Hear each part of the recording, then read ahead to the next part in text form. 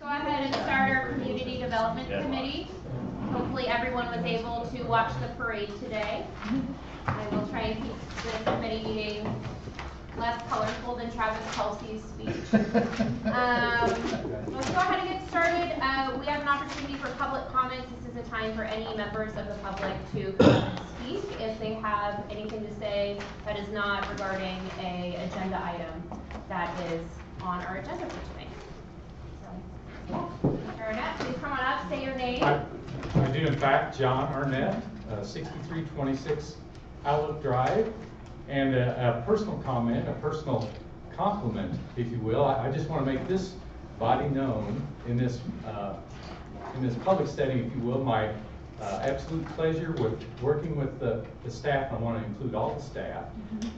My wife and I took an opportunity to make use of the Memorial Tree program that we have. We had a dog that enjoyed walking around Mohawk Park for many times throughout his life, and we decided that would be a good place for a new tree. So I would start with, Emily started with helping me understand the program, understand the project, if a park other than Legacy Park was possible, and yes it was. So she helped with that, and then Laura took the reign, if you will, and in her role, not only as city administrator, but in the interim of Parks and Recreation Commission, of all the things that she needed to do, she helped me with the tree project in terms of providing me a list of the approved tree list, so I could go through and find the tree that I wanted, and then she worked with me in choosing the tree and just working through that project, and then passing the baton, if you will, on the pen, and just again something as not again, but as a brand new person to the city and a brand new job. He took the time and effort to approach me and make sure that the tree was planted, that the plaque was finished and was planted, if you will. And let me back up one. Laura also helped with all the plaque, obtaining the plaque, and make sure the wording was right and such. Everything I wanted with the plaque. And then Penn, really, I was really appreciative of his effort to take on the responsibility of contacting me and just moving the project on. And then also for Public Works to have planted the tree.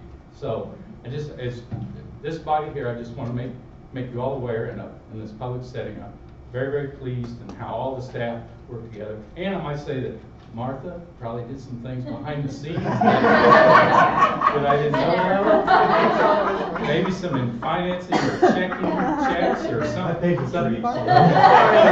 Maybe just everybody. But I certainly helped out. I'm just personally just very pleased and want you all to know, again, in this setting, that the staff really worked well with a citizen to accomplish something that made a lot of difference to me. So we're very, very pleased.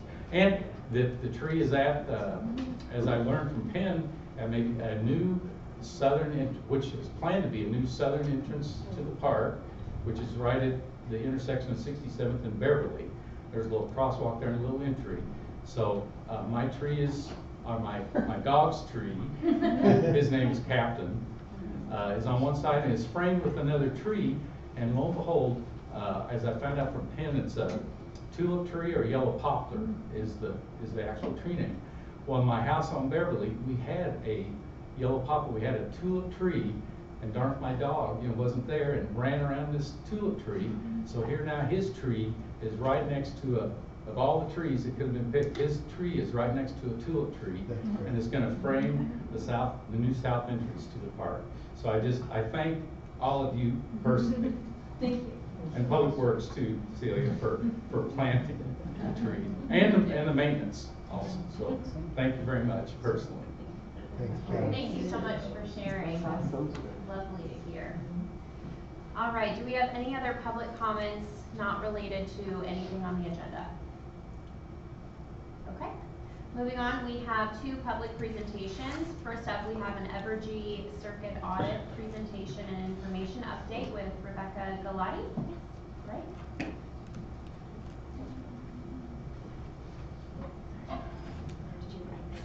I don't think so. I think council has copies of the PowerPoint presentation. Is there anybody in the audience who would like a copy of the presentation? I would.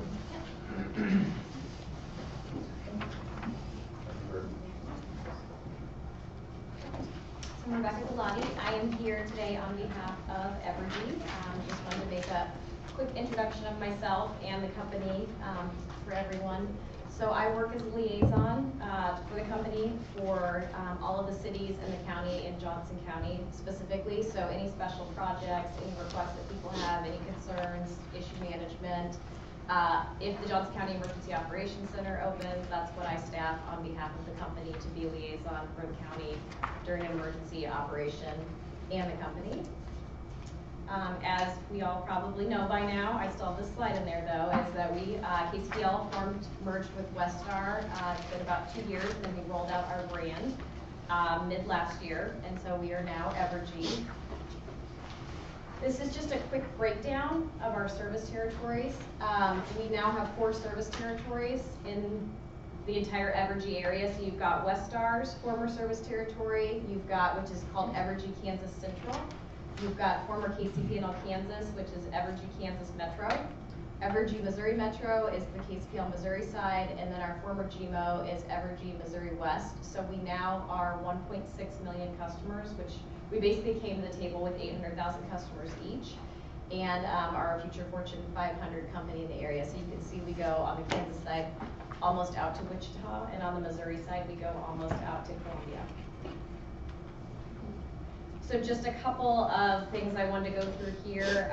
When the company, so we had a rate decrease case the same year that our merger was approved for both companies. So there were some efficiency savings that the company worked through at that time, and those are kind of a futuristic plan that we've met some of those goals. And so one of the things that we first started with was a rate decrease.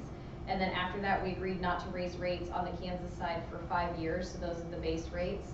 So that would go through 2023 in Kansas, and then bill credits were another piece. So all Kansas customers were getting bill credits for the first 5 years after that merger, and those come around this time of year. They're about February and March of the year, and then I just provided some other information in there based on where we are today. 3, 2, 1. Hey, Wichita. Happy I'm birthday, You got the right meeting? Yeah, I guess I apologize, folks. I heard Wichita. That's us now, so that's okay. That's relevant. I'm always afraid with my phone when you know the videos start to go that you're going to accidentally hit it. So this is just our energy mix. You may have heard recently we just made an announcement on 660 megawatts of wind. So I think this city here remembers when we did Renewables Direct. So that was, I believe you were our first one to sign up. So that was very exciting. I know a lot of people were in competition to be the first one, so you guys did it. But we just announced 660 megawatts of wind, and so now that program will start to kind of launch off on how we're divvying those shares up. We're excited about that as a company, and this just breaks down our commitments to renewable energy and how we're diversifying our portfolio as a company. The big question we get a lot, especially in Northeast Johnson County, and Laura and the mayor and I have talked a lot about this, is tree trimming. So this is just a quick slide to go over what our tree trimming process is as a company. We work year-round. There's a vegetation management team that specifically focuses on this.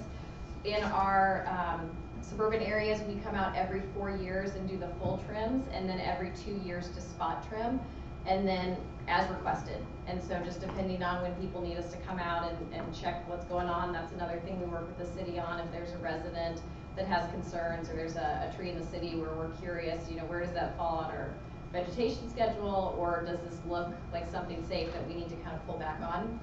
And then I also like to just provide, you can go on as a resident, safety is our biggest concern. So if you have trimming you're doing from the line to your house, we can shut off the power so you or a crew can do that work safely.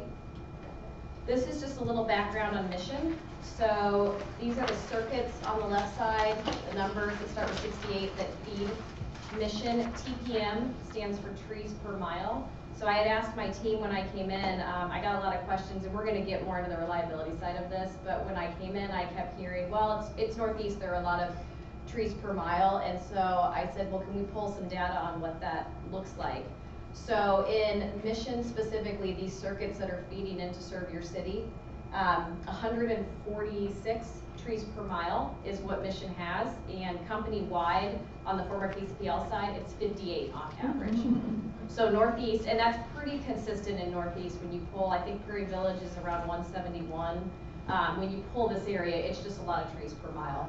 And so what that can do with the reliability factor is you've got a lot of overhang. So we trim 15 feet around our easements, and so around those lines. And so when you've got these trees as large as they are, there's that overhang that's always just going to fall over. And we trim kind of in a circular shape. And so that's just something I like to point out. It doesn't mean that there's not a lot of work we can still do in the area, but I always like to just bring in to understand the gravity of the trees in the area that we work within. This is just a quick circuit map, and I did, Laura, see something on here where they doubled up a circuit, and I'll get into these a little bit more specifically later. But this is one of the things I talk about too with my cities is when you're in Northeast, all the circuits feed into each other. So your power may be coming from different areas as well, whether it's Roland Park or how all these cities overlay with each other is how the power is fed in. So it's just kind of important to see all that overlay there too of how many circuits you have, whether some cities have 4, some have 10. I have one that has 25 circuits that feed into it, but it's a lot of overlap. I'll get a question sometimes about undergrounding the lines and where that falls in. The KCC requires that cities or residents that want to go underground pay for that themselves so that it's not something that's put back into our base rates for our customers, which is one question I like to answer. But the other thing I like to remind people of is if you're not fed directly from a substation, if you go underground but possibly the city that's feeding you does not go underground and they're still experiencing some of those overhead lines that come down, it's just something to consider when you're thinking about that option. I think along with trees, something that was new to me was animals. I always see it come through, but it just didn't dawn on me that, you know, more trees, more squirrels, more animals come in contact with the lines as well. I always like to bring this one up. Outside of me, we have a frequent outage process. So if we have a resident who is concerned about their outages and they just feel as though they're experiencing too much, there is a team that you can reach out to. You can call customer service and request a frequent outage check. This is the process that our customer care center goes through. So they're going to forward it to a local office. They're going to review it, look for a common cause. They're going to call you and walk through what you've experienced. I've had customers that have, you know, the way you track it is always the best thing, I always say. The access that I have to a system will show me if your outage goes over a certain time span. So the way that our system works is that blinks are the system trying to get itself back on. So you may experience up to 3 blinks, and then on that third, if the system can't reboot itself and switch you over, then you're gonna go out. And so sometimes if people are experiencing several blinks, I'm not gonna see that as much on my side. So if people kind of track what they're experiencing, that's always helpful for this team. And I work with Laura, the mayor, on that too, to say, well, let's go back and look at the experiences that this resident's been through. So then they cross-reference and then they work with their design team. So this is very similar to the process we worked through with the city on the plan that we'll go over in just a second here. Another thing that we do as a company, it's called worst performing circuits. So what we do is we go through all the circuits that serve our service territories to see, we start in the summertime, we start in July to identify which are the worst performing circuits. And then basically those areas are spotted out for infrastructure improvements. They spend a lot of time shifting the focus to the laterals, which is what you're mainly seeing come in contact with trees. But those are, if there's repeaters, if we see areas that have bad performing, this is what they're going to focus on. So there's, again, an entire team, entire budget dedicated just to worst performing circuits. So this is kind of the crux of why I'm here tonight. We did reliability proactive inspections. So we had been hearing from a lot of the Northeast that people have been experiencing reliability issues. So we went back and pulled some of the data. So below you're going to see a chart of all the circuits that feed Mission. the customers in the city that are fed by that circuit, and then the total number of customers fed. So again, like I said, Roland Park may have 1,000, you may have 1,000 on a specific circuit. We selected 3 circuits to start with to identify where we needed to patrol and where work might need to be done. We picked those based on not just where they fell, but also how many customers would that impact. So kind of like we do when we turn the lights back on. If we've got an outage impacting 2,000 or 200 people, we're going to work on the outage impacting 2,000 first, get those back on. So that's what we tried to do with this, was focus on where you fell in the rank. The rank you're going to see on the side is the number of circuits in all of KCP&L territory, so 1,242. So you can see that missions in about the 400 to 900 range, outside of a few there. You don't want to be a 1, basically, is what you're looking at on this map. That would have fallen back to our worst performing circuits. So we started with 68, 31, 21, and 43. What we did then is, after we patrolled, our design team came up with basically their plan for improvements. And we did about a 3 to 5 year plan on these improvements based on budgeting. Again, like we said earlier, we freezed our rates, and so we're trying to work within that design of what our budget will allow. These are just kind of a high level of some of the work we're going to do in these circuits. So there's a circuit clearance trimming, specifically identified for 21 and 43. And I have maps in a little bit where you can see a little bit better how we target these areas. AT&T, this was news to me, owns a lot more poles in our service territory than I was aware. So in Mission, Evergy owns 2,500 and AT&T owns 1,000. So this is where we're doing work to work with them on if a pole needs to be changed out and how we kind of coordinate that effort. Replacing various fuse mounting, overhead, primary feeder cable, several assets, and then long and short-term planning. And then part of the reason to be here tonight too, and for any residents that are in the audience, is we brought this forward. If there's areas that we're not targeting that you know are experiencing a high volume of outages, that's why we're here. We want you to tell us that, and we've been working with the city on identifying those as well. So this is circuit 6843. That was kind of, we tried to pull up a Google map so that people could kind of see what that area is. So this one fell under 2 different improvement plans for allocation. So the first one says north of West 51st Street and west of Knoll Avenue, east of Dearborn. And it kind of gives a range within there. This piece of the work has already been completed. This was part of our 2019 work. So that one was completed towards the end of last year. And now we're starting on the one below, where you'll see north of West 51st, east of Knoll Avenue to Cedar Street. You have 2 circuit districts that are not included in the map. Is there a reason? Which ones? 90, Oh, I saw, yeah, I think. 9123 and 6832. So these are 2 different teams that provided me these maps. Oh. One is vegetation management, and then one is my actual supervisors out of my service center. So I saw 6832 wasn't on the first circuit map. Well, there's only 1 person in it. And that might be why they left it off. Okay. So I can go back and check. Okay. It was hard to I'm not gonna lie to you, it was hard to get in touch with people today.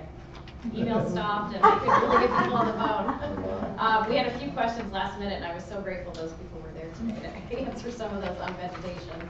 So this is 68, let's see, 31. Oh, 21. Yes. So this one is target completion 2021-22. Gives those parameters as well. South side of West 55th Street and west of Ash Drive, and the 31 is a 2021 as well. So putting those parameters within there of what we'd be working on. Then what we've had some conversations recently is Maple Drive. From what I understand, they're experiencing some outage issues as well. And so that's one of the things that I think we're gonna set up another time for me personally to meet with those residents to walk through their concerns in that area. But we have gone out and patrolled that area last week, and again this week we've got crews out there walking the laterals, doing a visual patrol to tell us what's going on in that area as well. almost through. Oh, last slide is just simply contact information. So again, if anyone ever has any questions, we've got our emergency outage reporting number along with our website. We've done a lot of work on there on our outage map, where it now gives you on a blue sky day, which is what we call today, non-storm day, you can get your outage restoration time. That was a feature we rolled out mid last year. And so they'll give you an estimate, and then if they have it, a cause to what's going on in that area. I believe that's it. So any questions that? Our neighborhood is already in like a hot spot. When we call in the 800 number, are they going to tell us that? Probably not, no. That's probably where, because it wouldn't be logged into your account, the work's being done. The billing center is just a little bit separate from, that's where you contact me. So I can definitely give you my contact information. Okay. They, it's just, they would forward you on hopefully to me. That would be the ideal. But that's where the company has me as a representative with the city, so that if you can't reach me through there, then hopefully we can get you in touch. So our neighborhood has historically had lots of problems. There's lots of generators in our neighborhood. So when the power goes off, you can hear the generators kick on, which to me is more of a problem than a solution. And so, but when I used to call KCP&L, they would say, your neighborhood is not a problem. There's never been a historic problem. I just want to be able to work, we are conglomerating everyone's complaints. I just want a point of contact because there's just so many elderly in our neighborhood. There's actually 2 people that are paralyzed. And so it's been an ongoing issue from that standpoint. More or less that we're taking care of each other and moving people around. And it just shouldn't be that way in Johnson County in 2020. And that's what we were hearing too, you know, when I came into this role 2 years ago, so I kind of came in right after 2017, which I think we can all remember was a very rough weather year. I think we categorize our storms by the alphabet, and by the end of that, we were at, you know, storm A, B, you know, it was just, it kept going and going and going, because we got through the entire alphabet that year. And then I came in 2018, so we've heard the concerns. I think it was kind of getting this plan in place on what we can do to provide those reliability improvements. I'll definitely give you my contact information. And then again, like we said, if there's areas that we don't see on here, we've got to be cognizant, you know, from a budget perspective of what we can work on. And that's why we didn't want to come in and say we can knock this all out in a year. This is kind of our 3 to 5 year plan. This one only actually goes out, I think, 3 years. And so, but what we're trying to leave room for. Another thing that we talked to the city about is if for some reason your circuit pops up on the work performing circuit, we can pull it from this plan and put in something else. And so we're kind of allocating that funding that we know we need to do work in this area. So if for some reason it needs to move over to a different area, then that frees up an opportunity for us to look and say, okay, what other areas in Mission need to be looked at? Kind of to piggyback that issue. I'm sorry, real quick, I'm gonna ask that if you have any additional questions to come on up and introduce yourself. Oh, sure. Do we have time to Hi, introduce? this is real quick. Yeah, absolutely, thank you. My name's Michael Smith. I live in Maple. I'm in Millhaven. And to piggyback on the power outages, we have lots of flickering in our neighborhood. And we now have an email text message alert going out. And if you see one flicker, you'll see 25 flickers. And it's always from the same people. And so nothing could happen that day. No snowstorm, no rain, no thunder, no lightning. And people will say, I'm resetting my clock now, I'm resetting my oven now, because that's how people know. But that also in cooperation with the phone calls to KCP&L, they've been in denial kind of up until now. I mean, we don't know what's gonna happen now, but basically everyone has just shifted off. And we've asked them to contact emails and they've never given them. So if you're willing to do that and take our phone calls, we'd love it. Oh yeah. Anyway, thank you very much. I always give out myself. Thank you. Cool, thank you. Yeah, go on up. Okay. Thank you. I'm Angie Lasagna. I'm on Reed's Drive. I'm probably on the same circuit. I just have a brief question, and that is, what's been mentioned is that we would meet, that the residents would meet with you. Can you please tell us how that notification of time and date will come up? Yes, we've got to coordinate one and try to see when we get the most people available, and then if you can leave us with your contact information or address. We have some of the addresses, but our contact information doesn't always match up with Evergy's. So. And Laura, would it, or Rebecca, either one, would it be possible to do a mailer too? I mean, I've received some absolutely. people's information people have reached out with the sort of ongoing flicker problems, but that might also be helpful to capture more folks. And so part of that is the challenge, I think, and you touched on it briefly, but Flickr often doesn't register as in your system as an outage. Yeah, well, and I'd be curious to know how much, because to your point, 25 is not exactly the 3 and then the system reboots. So I'd be interested to know what dates those are happening, and anytime you can write those down and send those over, then, and if you have a text chain going, then. We have a log on our refrigerator. Yeah. Well, and that's actually, I've gotten some data from, one person who had a generator, and every time it kicked on, he got a text message. And so he just sent me the list of the texts, and then I have some data to work with, which I really appreciate, because then I can go back to my service center and hand them this piece of paper that showcases exactly those dates. So, absolutely. I think that is the issue, is that the 3 blanks are the system, quote unquote, doing its job to try to get you switched over. And then on that 3rd, it will officially lock out. So the hope is that it gets you rerouted in that time, but. Thank you, Rebecca. Do we have, Ken? I noticed that Google Fiber has been doing some tree trimming. How do you coordinate with other utilities in That's a terms good of question. trimming? I don't think I've known anyone else to do tree trimming. I think we trim around our lines, and so that's probably, and then I have in there, so Maple Drive, your tree trimming is coming up, I think by April is the schedule, and it's a full trim. So that means you've been 4 years without. So you probably were spot trimmed 2 years ago, but typically after you see that, that's when you're gonna see some improvements in that area. And then the other 2 that were listed for 2020 on that sheet were in Q3, I believe was their target date for that. So we just trim around our lines. And so I don't know how they coordinate. That's a question we'll get a lot. There's a branch touching. So our lines are typically the top lines, and then below you're gonna see cable. And so, or telecom lines. And so we'll get a lot of questions that say, hey, there's a branch hitting this one. And we always appreciate that, because we want it rather be safe than sorry. So we're gonna roll a truck out and check. But if it's not ours, then we'll tell them. So I'm not sure how they coordinate, but I know that ours is just around that 10, 15 feet around our top lines. This is right tree service. Yes, we contract out. Contracted. They were specifically For Google? doing it for Google. That's wonderful. Don't have too much. Great. All Hello. right. Any other questions for Rebecca? Yeah, Just because you're here. So quick question. Always come, guys. It's usually the last day that somebody's power is going to be on under KCP&L. Haven't heard it for a couple months. Of all people, I get the phone call that the power is going to get turned out, and they have a relative that is on a ventilator.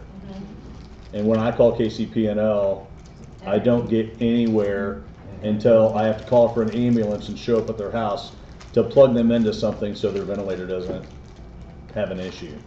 Do you guys generally reach out to cities, say like me and Emily, to say, hey, we're going to turn the power off at this house tomorrow? So it doesn't put us into panic mode? We have a medical system, Okay. a medical customer system. So what that basically does is it gives you a personal representative. So if it doesn't necessarily mean that you're going to be the first one back on when a storm happens, but what it does mean is that there's going to be someone that personally contacts you to give you updates on what's going on so you can plan accordingly. So This is more or less because they haven't paid their bill.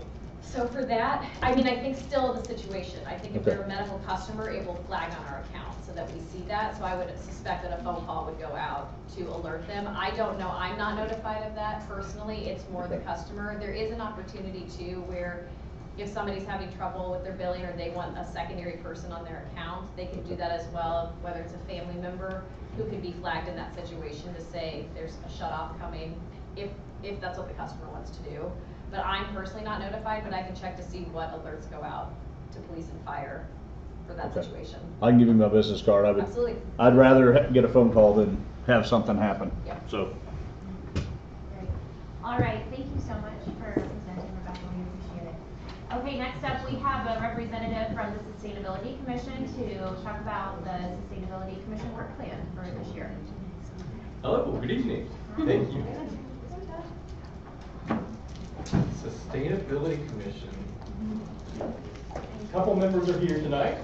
Woohoo! I'm Josh Steedy. I've been the chair for the past year. We just elected a new chair. Alexis Penny is the chair for this coming year.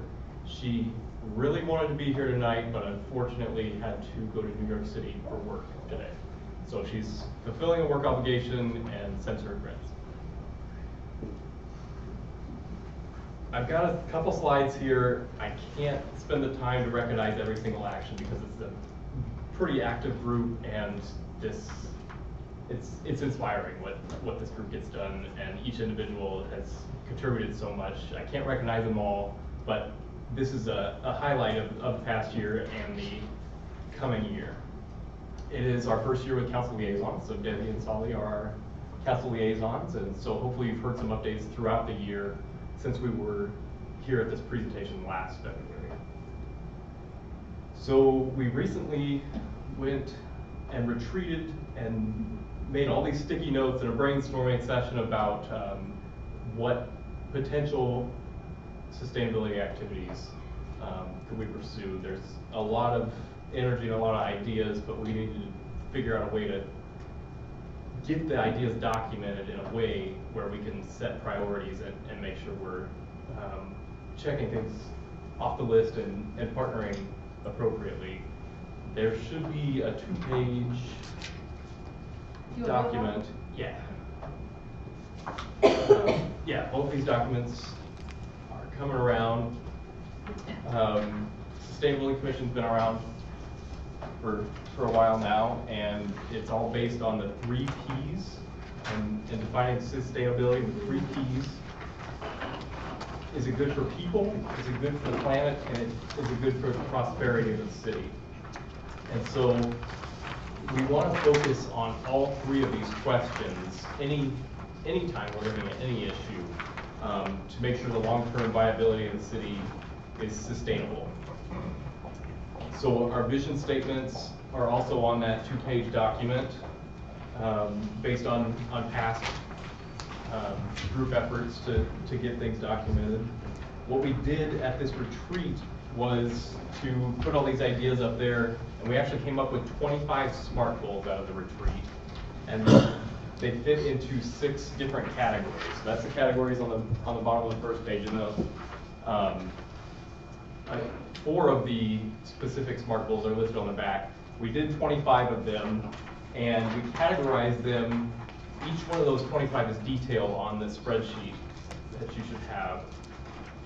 And we categorized them on a level of impact that we thought could be achieved, and the level of effort in coordinating, partnering with other groups and organizations. How much effort do we think these were going to take? And we graphed them all out to determine which ones were going to be low effort, easy ones that can fill in our time, and which ones are going to be more long-term, much more effort, but higher impact.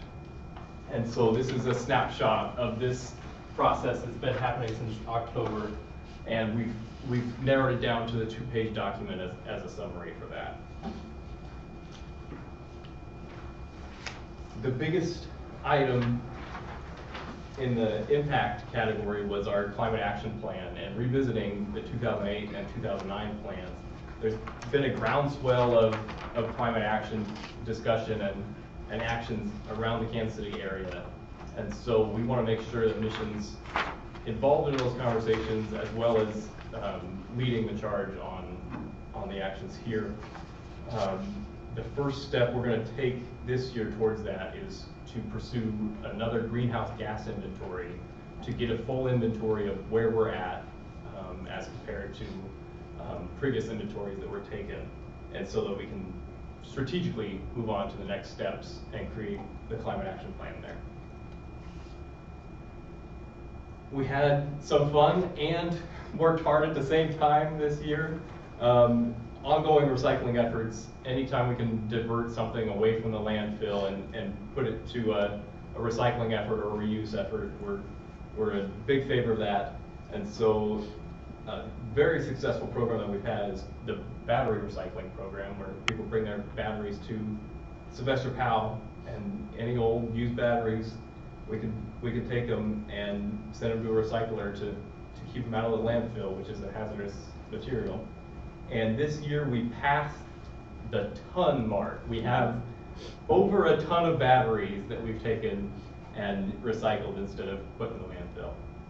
And so to date, 2,055 and 2 pounds of batteries. It's just a high number. It's pretty hard to imagine. We're still seeing batteries roll in every month, and the commission takes them up and gets them ready for the recycler.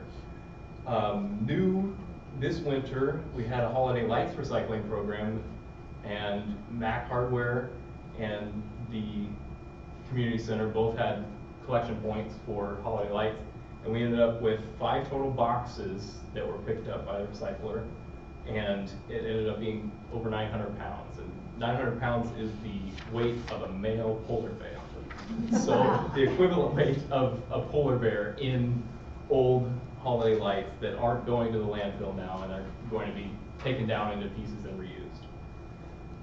We also were in the parade for the Sunflower Festival this year, and an ongoing messaging campaign of #DitchTheBag is key to making sure things that go in your commingled recycling bin actually make it to a final recycled product. Anything that's in a bag does not get recycled, and the bags slow down the machinery and cause big problems. So make sure there's no plastic bags in your commingled recycling. The parade, we had costumes designed by Alexis, and they were bags with big, no bags in your recycling, with other commission members pushing the recycling carts. We also got a grant this past year, Waste Management, in order to improve our conversations about contamination. The Waste Management provided us a grant to get out the publicity about some diversion and recycling do's and don'ts, because it's a constant education process, and things that contaminate the recycling can really drive down the quality of it and may end up not having a valuable product at the end of the day. In concert with that, let me just share, you gave us this the other night. This is WCA's framework of what can and cannot be recycled, and the commission focused right in on some of the errors on this page. So we hope this isn't going out. Yes, so the latest WCA information has a couple errors on the sheet. It was a national sheet and didn't fully apply locally, and so we are trying to get the message out and figuring out the best way to message that to our community with corrections on the WCA sheet. We're open to look for other grants in the future and figure out ways to implement those into programs that were already being successful. We also had an education class at the community center this year. That was a successful event. Stan Slaughter came and talked about composting and the wide variety of compost solutions and options, and why composting is so great. We had quite a few community members show up and want to be educated on that topic. We do plan to add additional education components and community outreach events like this in the coming year. We also sent quite a few members to different conferences to learn more Sustainability Commission's members specifically, so that they can grow their expertise in certain areas of sustainability, including power, including green buildings, including an age-positive conference that was also attended for the Community for All Ages efforts that Sustainability Commission has been a big part of in the past. This group shows up to just about everything, and so it's what inspires me most about this group, and really keeps me coming back and inspired to keep going. The volunteers and the time that this group of Sustainability Commission members puts in, had a table at the Bunny Extravaganza, all these things. Russian Elementary hosted a recycling education course for a day of learning about recycling at the elementary school. The different events, we had Mission Market Community Table one month, and We're involved with Sunflower Festival, as well as we have an Adopt a Street section for the Sustainability Commission that gets picked up three or four times a year. So that's my quick overview. There's much more detail in those handouts that we provided, and all those 25 SMART goals are being pursued and being prioritized as we go along. The ones that made it onto the 2-page document are the ones that are going to be the focus priority, but all the other solutions are active and currently working on. And it's a living, breathing document. Ultimately, we want to partner more, and we know everything in the city is interconnected between the staff and the council and all the different moving parts and pieces. And so Sustainability Commission would like to open up all the conduits of communication and make sure our goals align with what the city is doing. And if you have any specific requests of things that the Sustainability Commission can go and research and we can bring back to you, that's absolutely a great way to pursue some more sustainability initiatives. So what I want to make sure you remember from tonight is that Sustainability Commission is thriving. It's a great group of citizens. And secondly, we've only scratched the surface on sustainability topics. And there's much more to dive in, especially on the people side and the prosperity side, doing life cycle cost analysis and long-term thinking on prosperity and people and planet. And they all need to be answered in a reasonable way with each different solution. And so overall, we think sustainability should be a lens for every decision throughout the city, and want to be involved and advise the council, which is our primary role, on any matters related to sustainability, which covers all matters in our opinion. You guys are rock stars. You are. Josh, thank you so much for coming tonight. I think all of us would agree that the work that you all do is encouraging and endearing, and makes us all work a little bit harder at what we do, because we're all citizens working oftentimes as hard, if not harder than you are. So we're just really grateful for your work and always impressed with what you're coming up with. So I'm very grateful. Okay, Josh, could you introduce the two people that are with you, please? Well, I can have them stand up and introduce themselves. My name is Andy Vital. I love you all. My name, John Randel. It remains. Great. Any other questions, comments? We're happy to communicate throughout the year and use our liaisons as that conduit or any method to communicate. We do want to touch base and keep touching base more often. We welcome you to come back. If you're wanting to come back more than once a year, I think, buy-in would be nice too. What is the best way to get a hold of you besides messaging you on Facebook? That's one way. Since Alexis is the chair now, Emily's our staff liaison, so I would recommend that as an easy conduit. Get a hold of Emily, and Emily can get the message to the correct people on the commission there, or email Alexis Penning directly.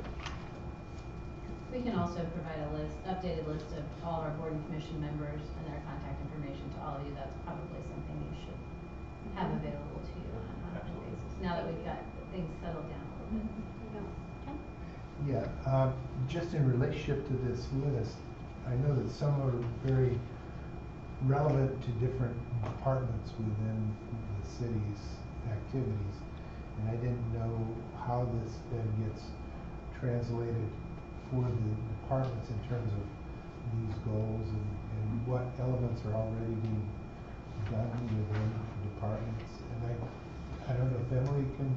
Yeah, I mean, I believe that the commission's goal when setting up the sheet was, the next step then is to kind of break each one apart, and there will be different stakeholders in each one, and sort of the thing that this naturally happens, let's build on that. This would be a new initiative that would take resources away from something else, we'll have to talk about that, but this is something that is naturally outsourced, if you will, to the Sustainability Commission members who can take it on and get it to a certain point, and then staff would take it on over after that. So we'll probably have to have that conversation with each one of the goals, and kind of on an ongoing basis, I would say too. Yeah, that's a great question. You nailed it on the head, and we're looking for those paths as well. And something I'd just like to comment also that Ken touched on a little bit, we touched on wanting to explore grant opportunities, and I would encourage staff and the Sustainability Commission to look at maybe VISTA or AmeriCorps opportunities, because it sounds like there's some real capacity building opportunities with what goals are set out and then what energies are there to put behind it. I was just gonna say too, we've talked a lot about efficacy of our boards and commissions and what they're up to, and I know sustainability has also wanted to work with some of our other groups, so I was wondering if you could just talk a little bit about that. Yeah, absolutely. Comparing with other boards and commissions is going to be a critical next step for us. We have been operating in a little bit of a silo in the last couple of years, and want to make sure we're communicating well with the other boards and commissions as well. So one of our goals is plant trees, and we wouldn't just go do that just out of the Sustainability Commission. We obviously have a tree board for items like that, where we would trust their expertise and look for ways to advocate for sustainable tree planting and maintenance programs like that as one example. Other boards and commissions, I know we're dissolving the CIP, but looking at long-term investments is definitely a sustainability topic as well. I just want to say, Celia and I are so proud to represent you, because you guys have the most energy of any commission or any group I've ever been around. I mean, they are gung-ho. So, they have the backgrounds too. I mean, the people, it's amazing that all these people have come together and coordinated so effectively, and you all have either technical background or communication background or something that lends itself to making this one of the most effective and efficient commissions we've ever had. So I'm real proud of you. Thanks. Very good group. I like your quadrant. Yeah, that is. Credit goes to Alexa Penny. Use of office supplies, top marks. Wonderful. Well, thank you so much for coming tonight. Thank you. Have a great rest. All right, next up we're moving to action items. Number 3, we have acceptance of the January 8th Community Development Committee minutes. Martha? Those were in your packet, and I don't know if anyone has any corrections or discussion. No, I think they should be. Good job, Martha. Great job.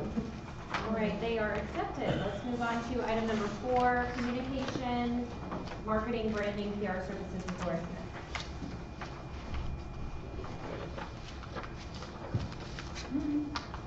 All right, so we're back in February to talk again about the conversation that we've had around marketing, branding, PR services, and tonight I have officially changed the title because we really have taken the time to kind of delve in and listen to the questions that the council had at the January meeting and tried to come back to you with a presentation that was responsive. This really all centers around communication. So I'd like to run through just a very brief presentation this evening that kind of tries to touch on the questions, concerns, issues that we heard over the last couple of months and assist us in kind of moving forward and making a decision relative to this. So our first slide, when we really look at this, I think the first thing that we have to identify is there a need for the services that we're asking you to fund? I think we have presented a case that would align on the yes side of this screen. And if we're looking for identification of those needs, I think we've considered things like resident and business expectations. While we might not be specifically driving sales or market share, residents in our area have a choice about where they locate and where they want to live. And a thoughtful, coordinated communication plan and identity can really It's not ever going to probably have someone pack up their bags and move to Mission, but it will assist in providing them with information as they make choices about where they want to relocate their families, their businesses, and ultimately our goal there is to really just build greater engagement and investment in our community. Also, I think the other thing that we've seen is in this age of really instantaneous information sharing, that every city has social media accounts. Departments, not just the cities, but various departments have social media accounts. Businesses have social media accounts. You know, we're all constantly scrolling through our phones and keeping up with the latest and greatest. And so, if you don't have a presence there, you're almost sort of conspicuous in your absence, I think, sometimes, and not having that clear and consistent presence in the ways that residents are now looking to get their information about our communities. And we'll talk about it later, but you know, part of our challenge is right-sizing what that looks and feels like for a city of our size and a community with the resources that we have. So again, resident business expectations, that economic development, that investment, how do we communicate with prospective developers, prospective businesses who may want to come be a part of our community. Again, we think it helps support a renewed community pride in our community, just that consistency of brand. We hear frequently from you all and on an increasing basis over the last couple of years about your expectations in terms of communication and your goals with communication. I think that historically we've been, as cities, pretty good at crisis communication. So when something has gone wrong, we tend to be able to react and respond to that pretty quickly. But as we stop and think about what is the message that we want to convey and how do we want to build that engagement, that if we're really only sort of creating those touch points in times of crisis or around more serious topics, how is it that our residents feel about us on a longer term basis when we want them to make investments in their parks, when we want them to come participate in our special events, and some of those kinds of things. And then really just a staff efficiency standpoint. So as we have talked about, one of the appealing things about the Crux proposal that we've been talking about is that ability to build that toolbox and to build it in a very short period of time and then give us the resources to make longer term decisions about how we maintain our communication and those various strategies. So those are some of the reasons that we have thought about, tried to communicate the need for these type of services. If you land on the other side of that decision and a no, then it's fairly simple. We kind of maintain the status quo, and we have what we have. We have a website. We have some limited social media interaction. So then, if we can say, generally, if we agree we have a need, then what are some of those things that we want to accomplish by engaging Crux in a one-year contract? And I think that in listening to you all and in thinking about it and in preparing for this evening, I think we were leading with the wrong things over the last couple of months.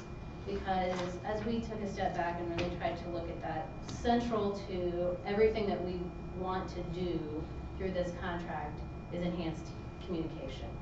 So we built this slide, and again, you all can kind of run through it very quickly, but that is at the heart and soul of what we want to do through this process, and we think that it will accomplish several things. We think it will give us updated and relevant content, whether that's website updates, social media accounts, improvements to existing and new, updated Parks and Recreation activity guide, printed and digital materials for all departments. So they're going to be real things that we can touch and feel and interact with at the end of this process.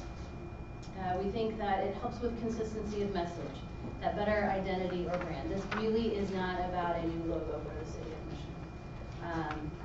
That is a byproduct of this process.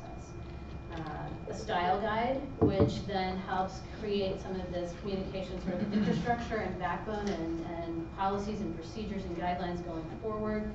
Staff training, which we've touched on. And then creating some better connectivity and continuity among all of our departments and the way in which we communicate with our residents.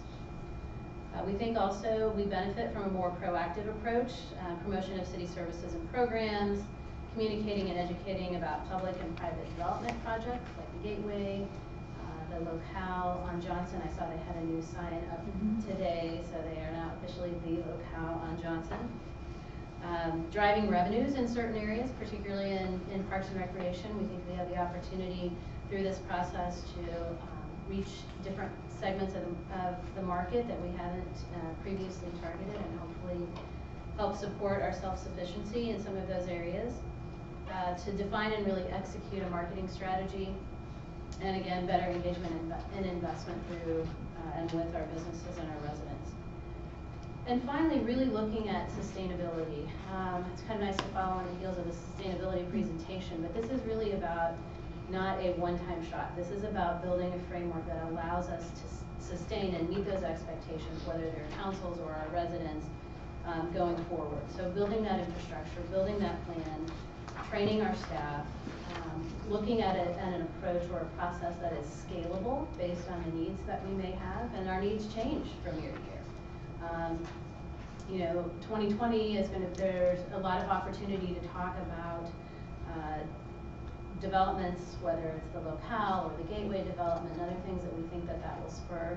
There are some years where that's a little leaner than others, and so having a model that we can scale to meet those needs and use our resources effectively and be able to communicate to our residents how we're using those resources effectively, we think has a real benefit. Really being able to use some different evaluation and metrics tools, and then just having that accountability and project management support to get this done so that it doesn't get lost in the day-to-day of all the other things that we have going on as staff. So, if we agree on the need, we agree on some common goals and objectives, then the question really becomes, what's the best way for us to get there? And we've talked about a couple of options. So if we say outsourcing, which is the proposal that we have recommended as a staff, is to outsource these services for the first year with Crux. If we go to the yes side of that, I'll touch on, we know we are going to get a 5-member team with multiple skill sets for a dedicated 60 hours a month, and that through their subscription service would be $90,000 in that first year.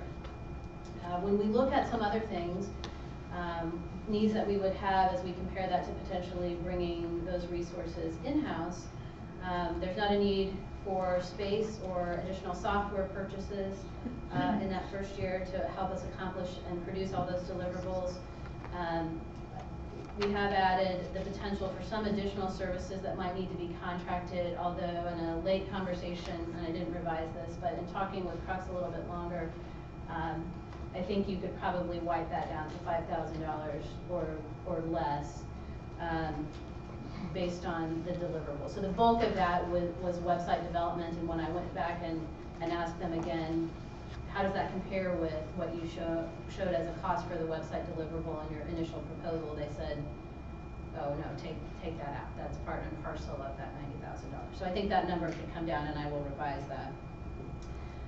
When we look at that year one total, if we were to bring a position in-house, which is something that we've talked about, we think with salary and benefits, and we think this is pretty conservative, we would be looking at a full-time employee in the neighborhood of about $65,000. So again, the base salary plus full benefits. In addition to that, finding one person with the skill set to accomplish everything on that list of deliverables in year one is going to be a real challenge, and we believe that there will be a need in the first year to go out and contract for additional services, whether that's website development, graphic design.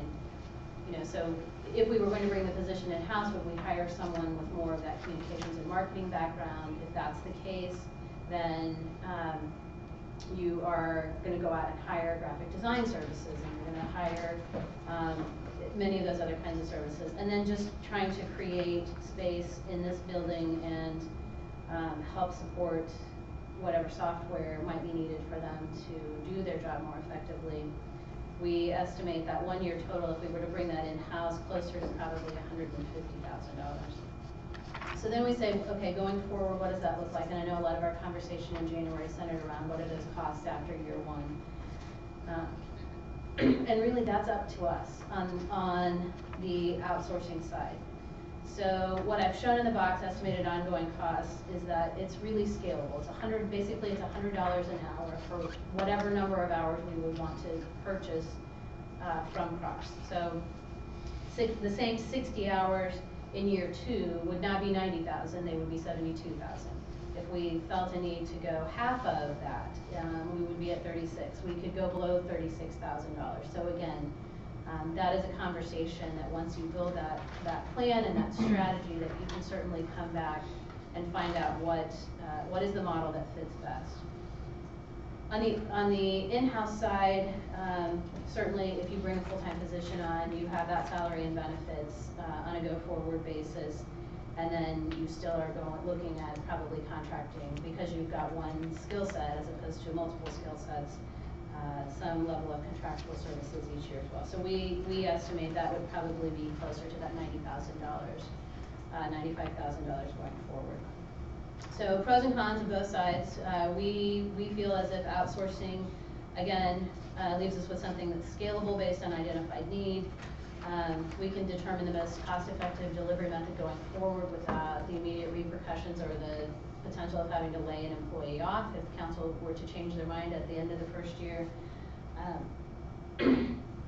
Allows us to really tailor skill sets to whatever our current needs are. So year 1, we know we all want to improve our website, but year 2, we're not going to spend probably time working on the website, right? There'll be tweaks around the edges of that. So we can kind of mix and match those skill sets through an outsourced firm. Allows more employees to engage in the process with industry professionals, and I think that, at least from my perspective, and I think the staff would share this as well, I think some decentralization, if we can have that consistent training and the style guide and that structure built, is something that really benefits the city, because I think at the end of the day we all have a role in paying attention to what we believe the important things to communicate to our residents and to our businesses are. And regardless of how wonderful and effective they are, one person or 2 people sitting in an office trying to manage all of that is going to miss something, here and there along the way. So I think the decentralization is a key part of that. Again, minimizes the risk of getting the new hire right. So if we pick a skill set and oops, that wasn't the skill set that we wanted, again, it just takes us longer to sort of get across that finish line. The cons, obviously, outsourcing cost in the first year, the public perception of the value of the services that we may be getting for that, and as we talked about with Crocs, the ROI may be difficult to measure. So while we can create some metrics, being able to very clearly and confidently say this is our specific return on investment will be challenging. When we look at the in-house side, pros, obviously it's immediate access. You can walk down the hall, across the building, talk to someone without having to pick up the phone, and the potential to build relationships or longer-term relationships with some of our community stakeholders, and again, the potential public perception of that value. Sometimes if you don't lay out the map, it's easy to feel like bringing something in-house and taking it on internally is less expensive than outsourcing. The cons, again, difficult to find and retain the right skill set, not easily scalable, and lean budget years. We don't have that external support and accountability to sort of execute and implement that strategy. If one person is doing this, do they have the ability to garner kind of stakeholder buy-in from a large number of stakeholder groups and a longer time frame for full implementation? And finally, why now? Now the right time to do this. We think yes, for a number of reasons. Number one, it built on the significant investment that we are making in the update to our comprehensive plan. We have a lot of key components, citizen engagement, but concepts and ideas that we want to carry forward in the years ahead, and being able to have some brand consistency and identity through that process and the tools to communicate it regularly, we think will have some real benefit. Again, the opportunity to promote new developments, reach new residents. We're bringing, hopefully by the end of 2021, we'll have almost 400 new apartment units in this community, and those are residents who may or may not have ever interacted with the city of Michigan. Having the opportunity to make sure that from the get-go they know who we are and what we have to offer would be beneficial. Again, promotion of increased engagement and civic pride. It allows us to get current more quickly and then take a step back at the end of the first year and develop that more strategic approach to our plan going forward and what resources we want to allocate to that.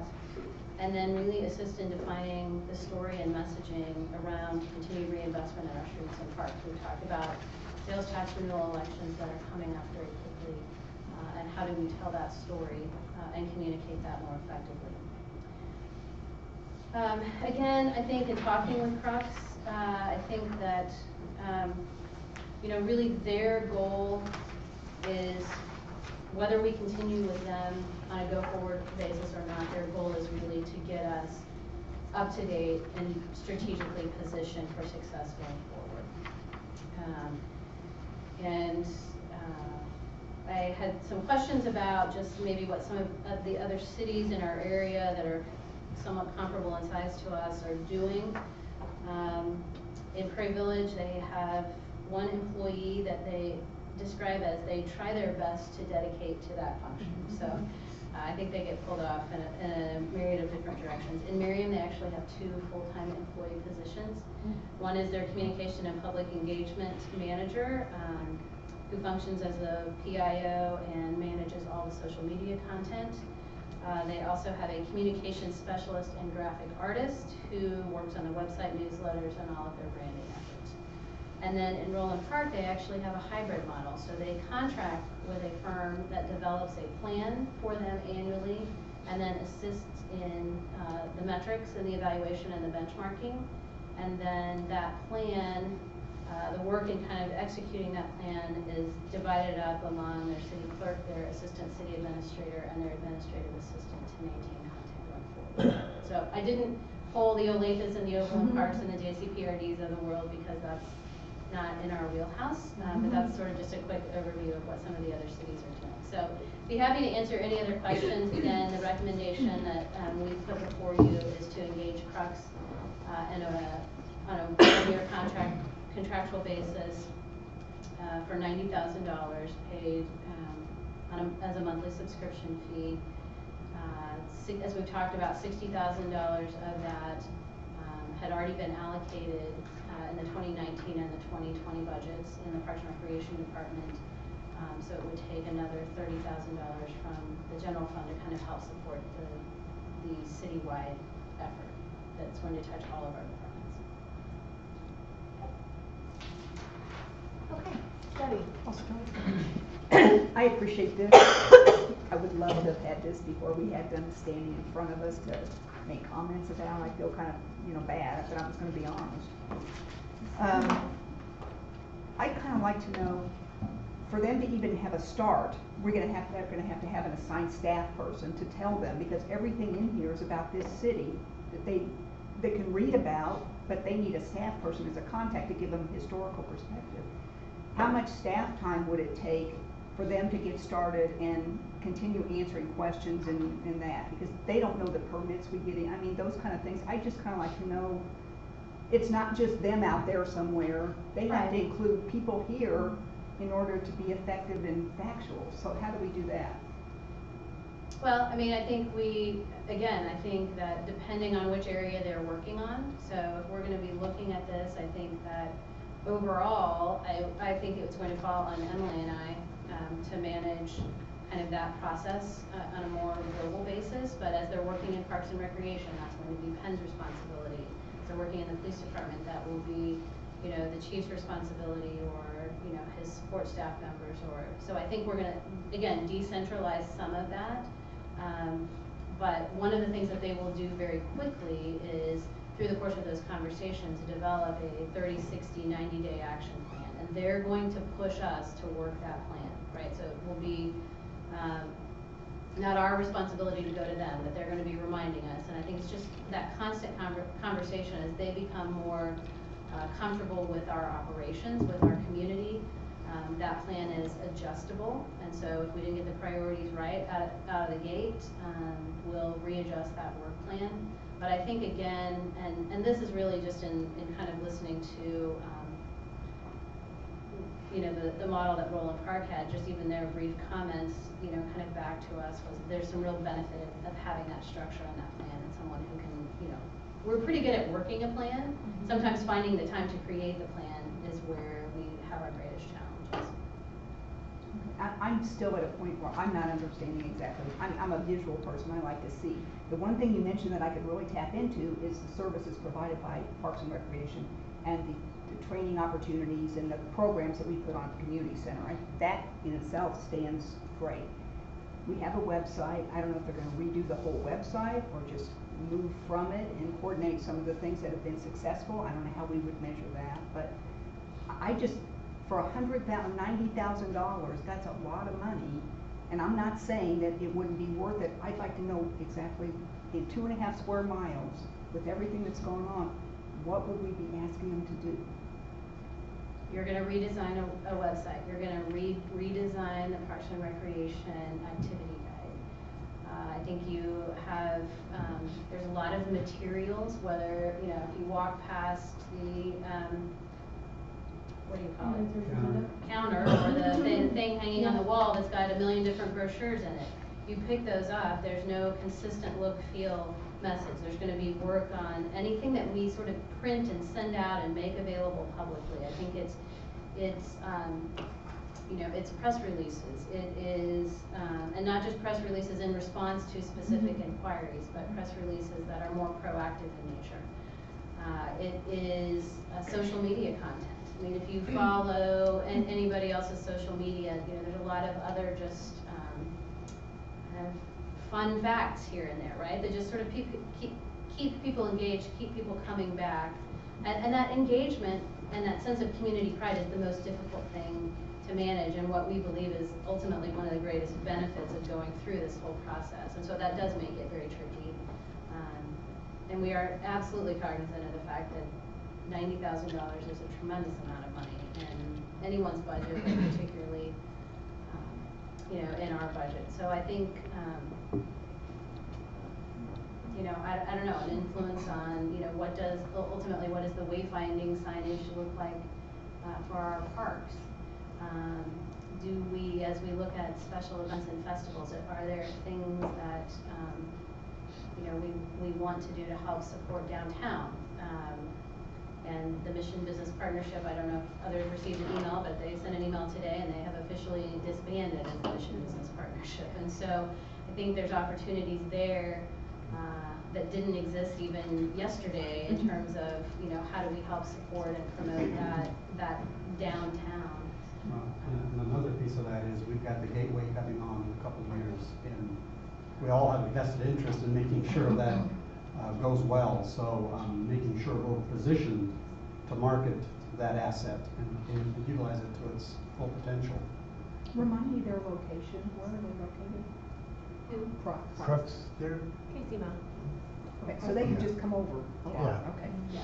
Laura, I absolutely support this happening. I'm not 100% sold that, you know, not bringing someone in-house at 160 hours a week or 160 hours a month, not a week, versus 60 hours a month isn't a better investment. But ultimately, I trust staff and your comfort level of what you all want to do to try this out. And that's where I'm sitting right now. But I would like to get, I always like more information. But do you have any, and I apologize, I haven't gotten this question to you beforehand, but do you have any additional figures on materials, staff hours that you're all anticipating in the first year of contracting with Crux that it will take, you know, from your and Emily's time, and, you know, just thinking about signage and brochures and, you know, replacing things, content that already exists, you know, what are those, or is that existing in this 15,000? Is that existing anywhere currently? No, I mean, I think a lot of the things, you know, a lot of the things that we produce in-house. So a lot of the printed materials, with the exception of the Parks and Recreation Activity Guide, you know, we really, and the Mission Magazine, we do in-house. So I think those expenses are somewhat minimal. I know you had asked some questions previously about, vehicles, marking of police vehicles or public works vehicles, or just that identification.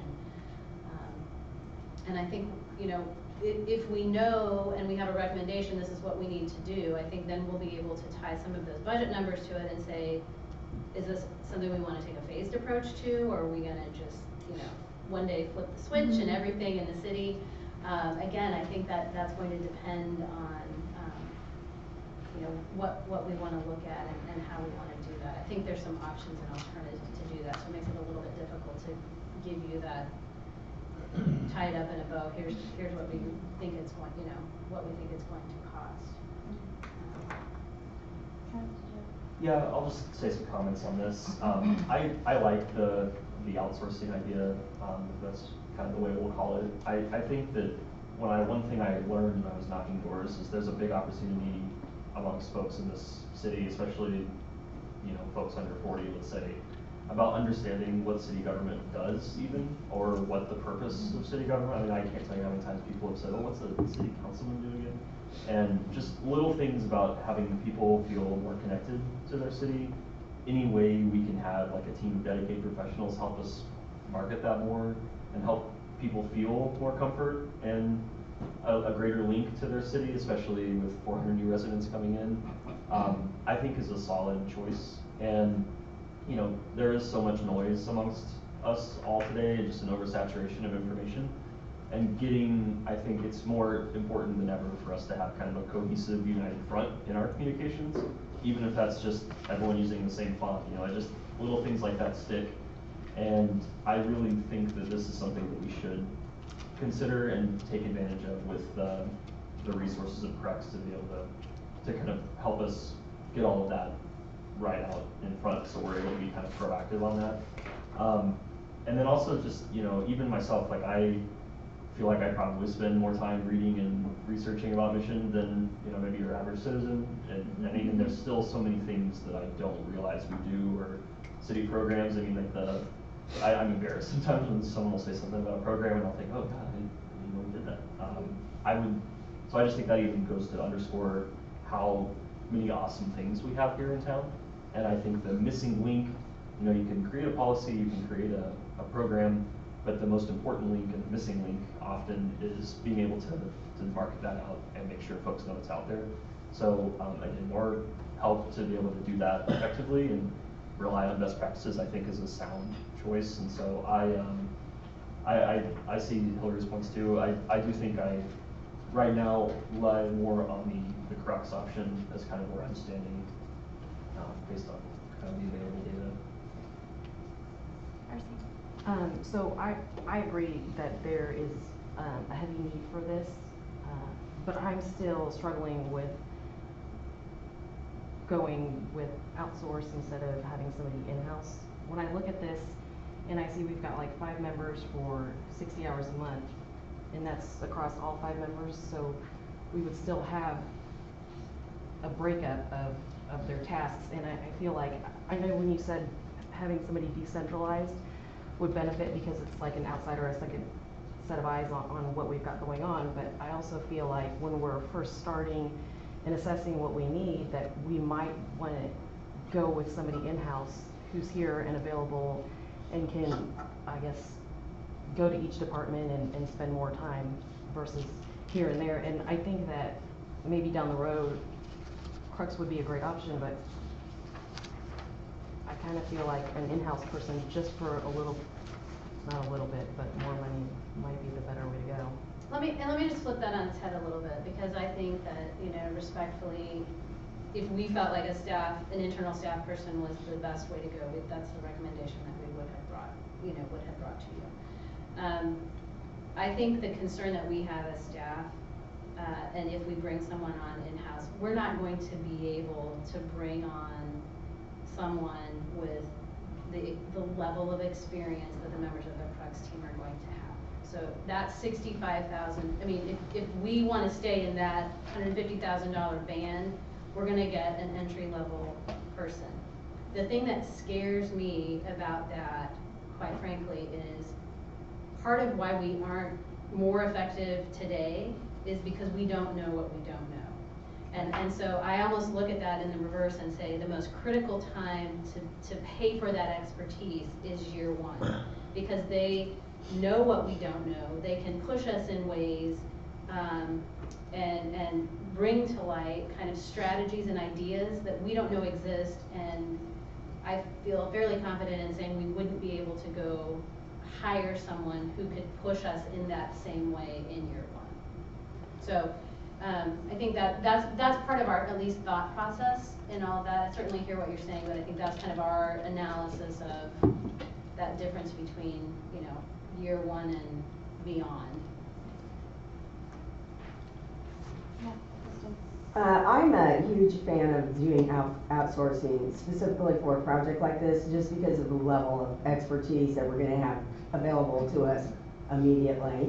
And I know it's a city service that we will be providing, but it's not kind of like a core competency of what I consider a city service. I mean, when it comes to concrete and all that good stuff. So I think that the outsourcing option, if we do go with that, is a great idea, good fit.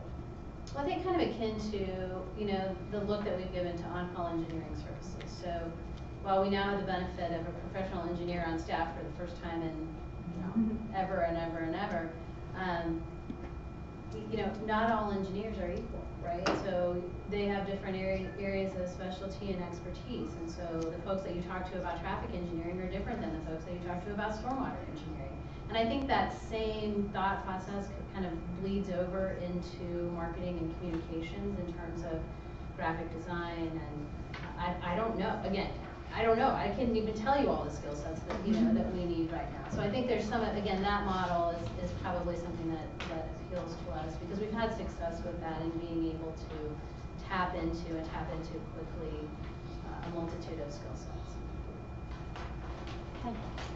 I'd like to echo Kristen's view on this. Going through the interview process, I got a very distinct feeling that this group has the capacity to bring immediate know-how to the table that otherwise would take some time in doing. Plus, the variety of skill sets that they have within their own organization, I think, bring that knowledge to bear upon whatever project or effort that we're trying to accomplish. So it's not to say that we have staff that couldn't do this. I just think that it does bring an immediate capacity to the table that I think is going to be of value to the city. Yeah, I would just agree, echo what everyone said on sort of the crux side on the adaptability piece and sort of the instant expertise. And then I think also mentioned in our little handout was the scalability piece, and I think that could be really important. You know, the economy might not be where it is in years ahead, and you hate to be talking about bringing someone on and laying them off, and also just with city needs. If you're keeping around someone, you know, full-time staff, if after year one you've kind of got all the systems in place and you don't really need that anymore. So I think that flexibility and expertise variety makes a lot of sense. So I think the first question we have to ask ourselves, is this something we need or don't need? That was the very first slide, right? And so there's a laundry list of things that we need to improve on, from website to marketing the community center to materials. It's just, I mean, the market, gateway coming on. I mean, there's just a litany of things that we think we can do better. So the first question is that where we want to head? Is that where we want to spend our resources? What I'm hearing staff say is, yes, we need that. And I'm hearing council say the same thing, but staff is also saying, I think if you try to bring it in-house, it's not going to be as efficient. So if you're saying we need it, then outsourcing is a cheaper option and it allows you more flexibility. So after year one, so you get the website redesigned, and I think we do need to redesign the website. I think it's past due. We did a little cosmetic changes to it a few years ago, but it needs to be redesigned, just rebuilt. So after we get that done, and after we get some of the other things done, we can pause after the first year and say, okay, what did we accomplish? What did we learn? One of the big things I'm seeing is training for our staff. What I'm hearing staff say is, we really don't have the expertise to do this. And so, do we hire someone to do it, or do we take advantage of a firm that has multiple disciplines that can come and train? And we talked about training and then decentralization. So after that first year, you had a decision point. You can say, was this the right amount? Was this the right focus? If it wasn't the right focus, what should we have done instead? What are the amount of the hours that we do need?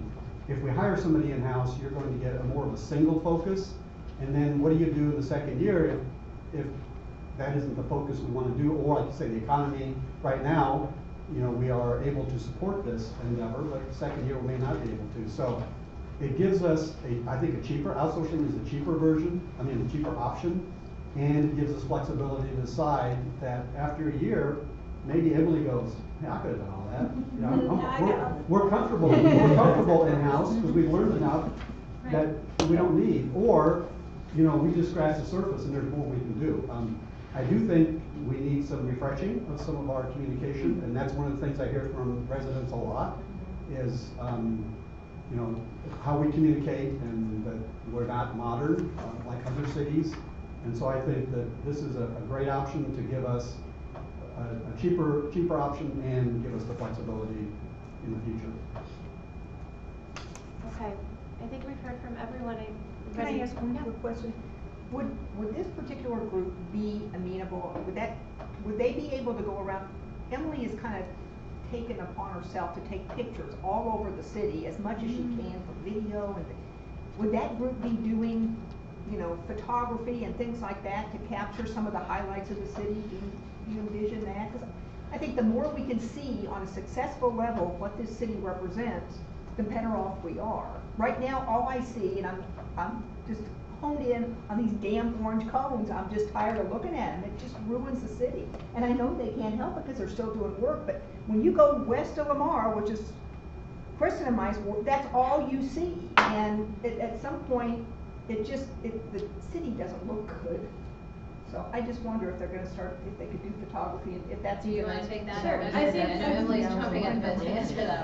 They, I think they would, in part of our strategic plan, especially if we knew it was coming, help us build kind of our library of stock photos, not stock like they don't belong to us, but like we're always going to need nice photos of the interior and exterior of the community center, and we don't have like a library of those that are just at the ready that we can use. We build them over time, and as I stop and get out of my car and grab one, but it's not the strategy. And then the second thing I think is the decentralization. If that gets internalized, and if all of the staff that are at the various events have been guided through the importance or the characteristics of a really strong social media post, they'll have it in their heads, they'll be there anyway, and they'll grab the photo that we can really use that will really speak for us in an effective way, so that it won't have to just be one person who says, oh, if you get to back to people's heads, I can't use it, you know, that kind of thing. So it's I think those are some of the things. First of all, recognizing the importance of communicating whatever the activity is that you're trying to capture, and that has value, and that we want to tell that story. And then the second thing is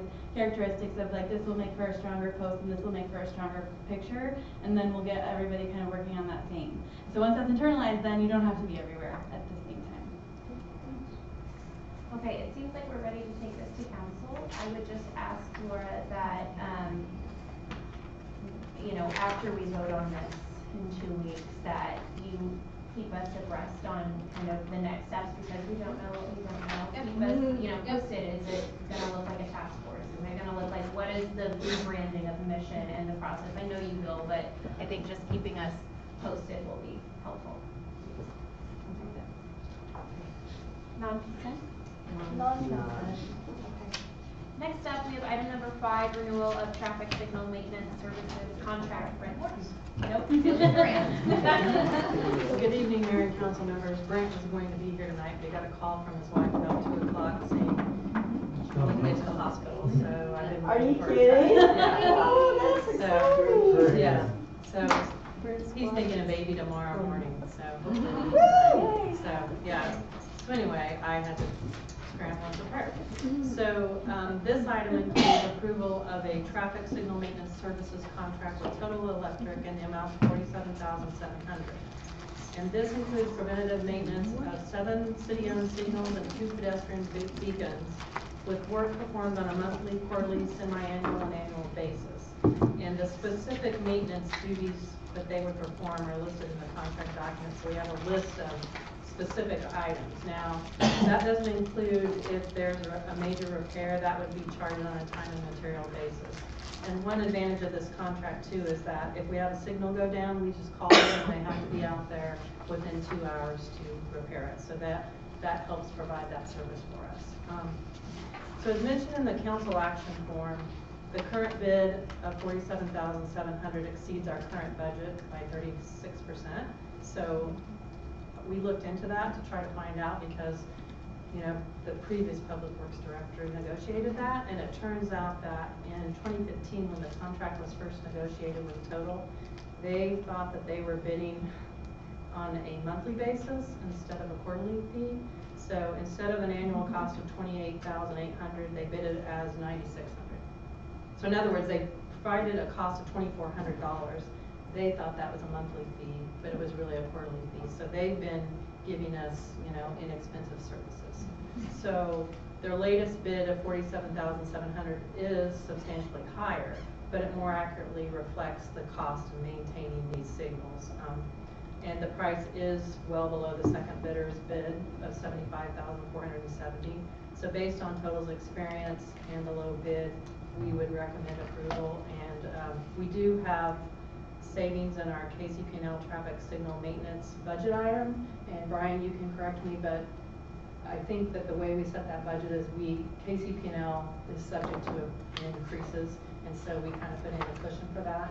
So we think that we could cover that. And then we're going to have to look at the budget line item next year. So I'd be happy to answer any questions you may have. Do we have Black McDonald? Do they do something else for it? I thought that they always did the traffic lights. Street lights. They do their street Oh, lights. street lights. Okay. All right. Thank you. Mayor? Yes, I see that we own some traffic signals and we don't own others. So I guess my first question is how did we get into that position? And what is our strategy? Is our strategy to own them all, or is our strategy to not own them all? Because we're kind of a hybrid right now. So if I got to choose, I'd say let's own them all, because right now we're subject to KCP&L's cost increases, and we really can't, you know, we don't really have a say in that, but it's substantially, you know, it's expensive. So I think to buy out a signal so that we would provide on our own is like $170,000. So, you know, for us to go out and buy them all now wouldn't be, we don't have that kind of money, I don't think. So I think on a project to project basis, you know, when we get to a project and improvement, I think that's something that we need to look at and decide whether we want to purchase the signal and then maintain it and operate it on our own. In the long run, it's less expensive than KCP&L, but it's just that upfront cost to take over the service. I'm not sure how it, I'm not sure how it came to be, but I think in Northeast Johnson County, a long time ago, KCP&L operated all these signals. So I'm not sure, but I'm guessing that's how, over time, the city chose to purchase out. Yeah, I'm not sure how we ended up with some kind of the hybrid mix. I think that's pretty, you know, pretty common. And we did an analysis. I haven't been able to unearth the one that we did on the traffic signals, but back in 2013, we looked at buying out our streetlight system. And we, at the same time, we looked at could we do that with KCP or the traffic signals as well, and we didn't have the financial capacity to do both. So we did a 10-year note and debt finance the acquisition of our 800 and some odd streetlights. So that debt will pay off in 2023, and that's certainly, you know, in advance of that, I think we're going to. I don't know if there's a refunding opportunity on that, but that, again, that may be something that note is at the point in its life where we have cash balances to pay that off. But that certainly could be a larger conversation, particularly if we're looking at, you know, more comprehensive asset management, or how do we time that? Because what we did is use our financial advisor at the time to really do that cost benefit analysis and look at that long-term savings. And we just didn't have the money to do both. Do we have a list of which ones we own and which ones we don't? Yeah, it's in the action item, I think. The action item shows the ones we own, and then I have a map that shows I think KCP&L owns about 15 other signals, and I have a map that kind of shows where they are. And yes, as we get more into asset management, I think that is going to be something that we're going to be looking at. Any other questions for Celia? Okay. Is there a list? Yeah, take it to council consent. All right, next up, still have Celia for easement acquisition in the Rock Creek Channel project. So this item includes authorizing, accepting, and recording easements for the Rock Creek Channel Improvement Project, as well as authorizing the mayor to execute 2 easements on behalf of the city of the Mission. So, as you know, the Rock Creek Channel Improvement Project includes retaining walls, channel modifications, and parking lot improvements along Rock Creek to address erosion and flooding concerns. And we were getting ready to bid it the end of this month, but we've had a little delay on one of the properties. So in order to construct the improvements, we need permanent drainage easements and temporary construction easements. We have those from 5 of the properties, and then along with the 2 properties owned by Mission, which would be the Park and Ride and the property on 60th Terrace that we purchased for access. The final property is located at 5900 Rolling Drive. That's the Wendy's property. And we've been working really hard to come to terms of agreement with them. And in fact, I know the city administrator and Pete Heaven, our land or easement attorney, I'm not sure the official Land use title. attorney. Okay. They even discussed that with them last week and felt like we were really moving forward, but I think unfortunately the next step will be eminent domain, so that would mean filing a resolution and ordinance. But we're ready to go on the project, so we're trying to work through that and get the time schedule. And I can give Okay. you, so we did, Wendy's is the last property that we need an easement from, and it's both a permanent drainage easement and a temporary construction easement that impacts basically the parking that is along the south side, so across from their drive-through window. There's several, I don't know, probably 20 plus parking stalls there. You know, part of the challenge with Wendy's is we don't deal with the local franchisee, we deal with the corporate offices out of Ohio. So you're dealing with someone who is generally not all that familiar with the project. So we had not made much progress, and so I asked Pete if it would be inappropriate last week if I reached out and asked to have a call to just take the opportunity to try to humanize the project a little bit and provide some additional context. And so we had that call. I think it was a productive call. They asked us to give them, they're perfectly aware of our intent to move forward with condemnation or eminent domain if we can't reach that, just because of the time sensitivity of the project. So this is not going to be a surprise to them, but we're hopeful that we can wrap that up. If we can't get kind of a positive response before the end of this week, we will bring back on your February 19th, or that move to get us rolling towards that condemnation. But our hope is that we can. I think, in fact, in kind of an exchange today, they do have an attorney that is local, so that may help us just, someone who can physically lay eyes on the project. Hopefully we're going to be able to have a positive outcome, but the ultimate goal is to make sure the project on track. And one of the things we did talk with Wendy's about was the fact that there were 20 townhome property owners who committed $20,000 of their own money over the next 22 years to fix that, and had already been, out of their garages and inconvenienced by temporary parking and drive accesses for coming up on 3 years. So anyway, we'll have more, and we'll need to take some additional action if we can't get that wrapped up this week. Okay. Does that need to go on consent, or? I say consent. Consent unless they come back with something. You can put this one on consent. This is everybody else except for them, and then we would bring the other one back as new business for you. All right, next up we have Emily Randel on our City Hall Workspace. Thank you, Celia. Thank you. Thank you. Thank you. So, as you know, the council approved a position that is a new FTE for the City Hall space in the form of planner for the 2020 budget year. That person will be coming on as soon as possible. We hope the applications the application period is closed, and those will be reviewed soon. We then turn to kind of figure out how we will arrange the chairs in this space to figure out how to accommodate a new person. What we've determined is that what makes the most sense is that the payroll benefit specialist will move from that side of the building over to the other side of the building, where Laura and I sit now.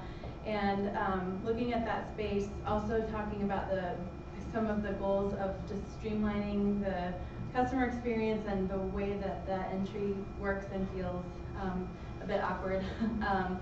Talking about if there was a chance to sort of streamline that, further direct people toward one point of contact in the city lobby and make that even more clear, and take advantage of the underutilized space that's in that area. So we toyed around with a lot of different ideas in the way that we could both use that space more effectively and also improve it some with natural light. So we were reaching out to several contractors, 2 glass companies and 4 general contractors, for lack of a better term, to come out and look at the space and evaluate how we might be able to improve that. And I'd be happy to walk anyone around. It may be more, since we're handy here, to take a minute and just walk through the space as well. We had bids of varying sophistication, which is also, often the case. And as we got further into the bid work with some of the more sophisticated responses to our request, learned that there's just some building code, fire safety aspects of fire rated glass and things like that that would increase the project cost. So we said before we gel those bids to really show apples and apples for you all to decide, we wanted to come to you, talk about the proposal just generally, and figure out if this threshold of expense was something that you found palatable, that we could then kind of in a more cohesive way, so we're not constantly asking the contractors to chase moving targets, because we value those relationships and we want them, this is a small project and we'd like them to continue working with us. And so figuring out what all your reactions or questions were at this stage, and then hope we can kind of synthesize our request for them and come to you with some harder numbers and a recommendation. But we didn't want to slow the process of this because we'd like to have the existing staff person move only once if possible, and we'd like to hire that planner as soon as possible. So what we're proposing is the general ballpark of $30,000, but could be much less. The goal, the first idea we had in the dream come true version probably will not be something that we would want to bring forward. It just kind of escalated in cost in terms of taking some of the brick out and increasing that. The fire rated glass is just 3 times as expensive and requires engineering and things like that, which we knew, but we still wanted to ask the question. But the proposals that we're talking about now would remove the counter and the wooden pull down door, window rather, and that door there, move the Prox card entry out to the across from the water fountain to that exterior hallway. So everything past that door would then be authorized personnel only. We're talking about using that internal office that does exist, perhaps adding a window in that wall to just open that space some, because when you're in that room it feels very, very contained, and then potentially relocating the door from where you first walk in and see it right across the way there, to move it into the space so that the door opens into a shared work space, sort of toward more where I sit now. So those were the thinking. There's a little bit of variation there, but we think we can get pretty close and improve the feel, and not go all the way, but wanted to just touch base with you about this level of work first. Yeah, I was curious about where we're at on the space needs analysis, and when we're talking about this price tag, is this for someone to be in for a year, 2 years, 5 years? Yeah, my feeling just in terms of the work we have to do in 2020 and moving on, just feeling like to just, we don't have an answer for that question. I felt like it was multiple, in my view, worth moving forward to provide a comfortable and pleasant space for the immediate term, which will happen, very immediately, and would be an improvement to the space generally. I don't think that it conflicts largely with a lot of the other plans that would be recommended, because I think much of that space would be reconfigured, and the wall that we're tearing down, for example, is a false wall and isn't too elaborate of a proposal, but it didn't feel close enough for the space needs analysis for us to not bring this forward to you. It's gonna be beyond 1 year. Just kind of generally where we know we've got to get back and do some refinement of that space needs analysis. But I think the ballpark kind of that we've looked at, previously, you know, that there's a lot of consideration of where we balance that with streets and a lot of stormwater and our other infrastructure priorities. When we went out to hire someone, did we have an idea where they were gonna be located at that time? I mean, cram them in. I mean, really, honestly, no. I mean, I don't think so. I mean, we knew we wanted the work. I mean, we always have known this is a challenging space. But I mean, I think that the rationale for bringing on that new person was strong enough, but it's complicated. If we Not were to ideal. move ahead with this, where would that person be housed? In the existing payroll benefit specialist office. So, Yeah, and that's it. So you're actually moving a person over here, vacating an existing office. It would be adjacent to where the planner used to be. Right. Right.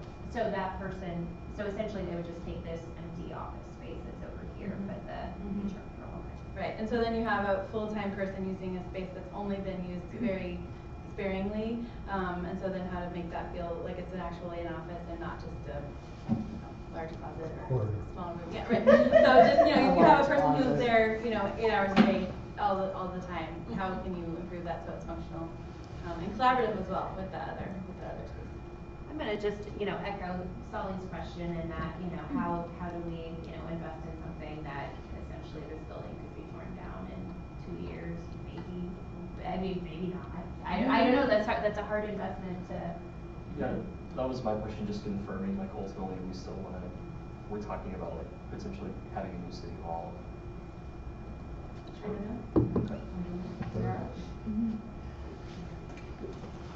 You know, having dealt with space a lot in the past in hospitals, there's always a tendency to have to reconfigure internal structures, especially for this kind of situation, and it's going to be a very fast. I would assume, how long is it going to take to do it? 2 weeks or less is what I've been told. Yeah, and you know, for the space needs of the city in general, it's a much larger, in my view, much larger project, and it's going to take a lot more planning. This is really to try to fix an immediate solution, an immediate problem, and to respond to that for staffing purposes. So I think that this budget is a reasonable budget for the kind of work that you're planning on doing. I would agree, like, normally, Right. if there wasn't a space needs piece coming, you know, in the pipeline, but. Well, this only highlights the fact that there needs to be Right. an overall space Right. plan. Throwing money at a bad problem, Yeah. you know, Right. at what price point, like, can you get something workable for 10,000, or, you know, because you've said the pipe dream is now out at 30, so, you know, what is that, what should that She said it number could be much lower. I think that. Right, so that's what is the- much lower than 30, or, And that's what I you think know, I tell you like. specifically, because I didn't just have, you know, the signed off on bid. Yes, I don't think we should go with the Taj Mahal version. Obviously, that sounds preliminarily that we are way under, I mean, we're gonna have to look at Lots of more something space. drastic. Right. So is there a way to get a better number by our council meeting? That's our, so we just wanted to know, moving forward, is that an option, and then kind of a temperature read, so that we feel good about calling the contractors back and to, like, sort of say, we're serious this time, and we would like to square it up. Because I just didn't want it. I mean, they've been very generous. I mean, I've been having to chase them down. A couple of them walked away a bit, and I pulled them back. No, please give us this, because we want to keep this moving. And so it's not the juiciest project for them. So it's just trying to find the right balance in making it as streamlined for them as possible, so we can get you real numbers. But that was our hope, is that it would be available for you at the council meeting. All right, so move ahead on a vote for this in 2 weeks, and hopefully there's a more concrete number at that time. Non-consent. Ken, sorry. I'd put a consent, but that's. We don't know the We number. don't know. I feel like we have to know the number. We'll have to talk first. Ken's ready to go.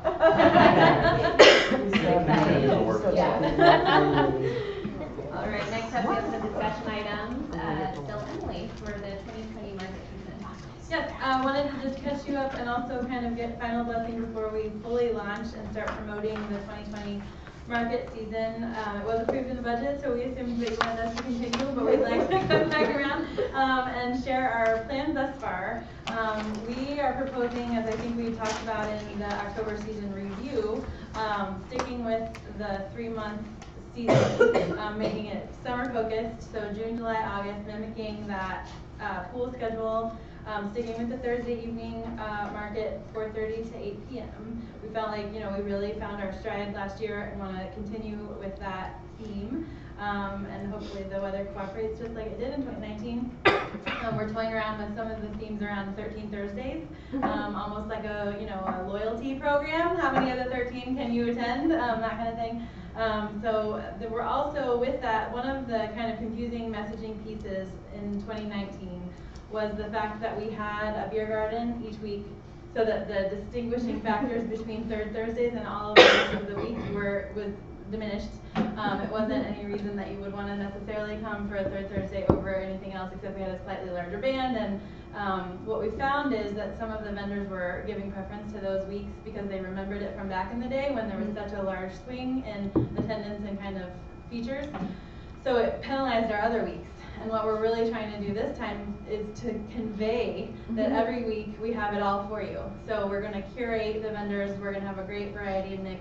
We're going to have food trucks, we're going to have a beer garden, we're going to have some music. We've realized over time that hiring the bigger bands that cost more money is not really where we need to be spending our money. It aggravates some of the vendors to begin with, and really you just need to set the ambiance with some type of music, but we don't need to just blow everybody out. So we're shifting those funds, and I think it will feel just more consistent and more kind of, you know what to expect. And we're also kind of playing a heavier hand now that we're more in the driver's seat than we've ever been. We can sort of say, oh, you'll come this week, and this week, but not just your choice. So that's kind of what we're working on. We have several, we've had cold call vendors. It's been so encouraging. It feels like the calendar turned to January and people started calling, which was exciting. The market coordinators, Kate Deacon and Carrie Dickerson, visited the Lenexa public market the other weekend, and we've always had a really collaborative relationship with that market as they've come up. And because they are a Saturday market and we are a Thursday market, feel very easy to share vendors. So they've made some great contacts and already think that we have potentially a meat vendor, which we've always kind of chased and had odd luck with, goat milk soaps, some really nice farm-oriented vendors who are looking into us, eggs, meats, cheese, barbecue sauces and rubs, a couple of different produce vendors, returning vendors. We have about 5 committed so far, and others who've expressed interest, some artists that we're going to sprinkle in. So we're feeling optimistic again about the strength of our reputation and that people are calling us, and so we'll build that out. So also we'll continue the themes with special events. We'll carry over some of our favorites and add new themes, so there's kind of some attractions that give us reasons to promote different things as we go through. So if that all sounds right to you all, we will proceed and start sort of officially announcing. We've done a little bit here and there and tried to start doing once a week posts on social media, but we'll be ramping up here soon. Then just talking about the shift of funds a bit from the music and things like that, talking about a couple of our key lessons learned or concerns potentially is just that market setup piece. And we've been still trying to do it with my time, which doesn't feel very efficient, and then also volunteers. And that setup is really critical, both, obviously to be ready to go when the market opening bell rings, but also for safety as we park all of those vendors. That's really a 2-person job at minimum, with at least one person holding the traffic and the other person backing the vendor into the stall. And so what we'd like to do is offer 2 paid positions, just an hourly rate for someone to come, or 2 people to come and help the market coordinator that's on staff that day, that's a reliable support for 3 hours at the beginning of each of the market shifts. So that's not an extravagant amount of money, even just with the market, the music budget we've had in the past. So we feel like we can absorb that, but advertising it and trying to get some reliable help at that pay rate seems like a good investment for safety as well as peace of mind. And then we would use volunteers for for tear down. That's much easier, it's not on a time crunch, it's not a safety concern, and those, we've got neighborhood helpers who don't mind coming and helping us get everything back in the shed. So feel better about that kind of shift. Also, we're looking at, we've never wanted to raise our vendor stall fees because that's one of the key pieces, and we like being kind of an incubator for people just trying it out. And but we do think sponsorships, we could raise the levels. We've had really good luck with our market day sponsorship, which is a way for for-profit businesses to come in and participate. So a lot of times for-profit companies want to sell at our market. We say we're a maker's market. If you don't have a food item or something that you've made with your own hands, we'll have this wonderful sponsorship option for you, and you can come and advertise. So, but that has been $150, and I think that's lower than it could be, as well as our presenting sponsor has just been $2,000, and I think that could be higher. So we're going to go fishing and see what we can get with a higher sponsorship level for that. And then also talking to you all, and just as we head into budget season and things like that, to just kind of, we hear the lack of seating is a concern, especially when people are eating, and so thinking about if we're ready to take kind of the next step with some additional permanent seating and concrete pads for those kinds of picnic tables that we have down there that have the umbrellas in the shade, if that's something that we want to pursue, the in-ground bollards that close the street more conveniently and convincingly. So we can talk about that in the future, but those would be the kind of long-term site investments we'd be proposing. So you can't afford my harmonica player anymore, huh? You can't cheap, I think. You bring your own band. We got you covered. Debbie. I'd like to encourage us to have some more at the Mission booth, some more things to sell that say Mission. People get stuff that says Mission on it, whether it be cups or the drinking container or something. If we had an ability to get a few things at least, I think you'd be surprised. I think people really like those things. Maybe with their brand. And secondly, that tells with pride. have we talked to the New Brian's Bakery owner about being open, or any of those businesses being open during those times? Not yet. We haven't really done outreach on that. I've had a conversation with the owner of Brian's, and I was in there and just told him that, what we do in the summer across the street. He was very interested, and he said that, once he gets his feet on the ground, he's still trying to find his footing. Once he gets his feet on the ground, I think he would like to take advantage of that opportunity that's right across the street. Thank you. Good. And we're gonna have 2 breweries functional for the first time. So I had a question, sorry. What was just kind of the thought process behind the dates in mind between June and August? I do remember sitting out there last year and folks talking about maybe extending it in September or so. Yeah, we think, school gets back into session around, the 11th of August or thereabouts. So we just feel distraction playing a role. I think we thought leave while we're ahead is kind of wrap it up when people are still coming, versus the other times, the other years we've had where we've drug it out. It is the beautiful weather, the fall is great, but the competition for time is just so much more intense at that point, and it's harder to sustain. So we really felt like get in with a really strong season and get out and make it and really focus and play up that summer time. It's summer nights, and once you're back in school and soccer practice starts and all those things, we feel like we're begging and just kind of trying to wrap it up. Emily, were you able to explore a permanent liquor license situation for the recommendation of Stuart Little? I have not. I have not looked into it. We did talk about it a little bit more internally, but I didn't get any official. But we did hear from one of our vendors, one of the restaurants, confirm they want to come back again. But if we use that same model, but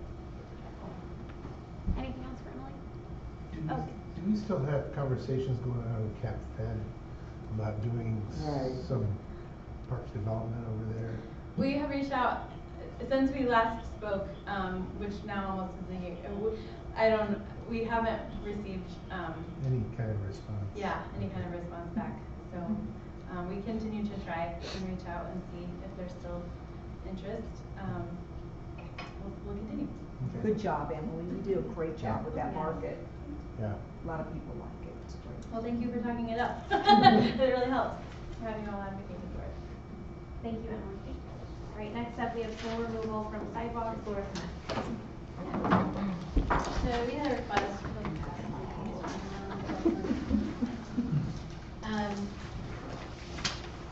so this kind of goes in cycles, depending on how harsh the winters are.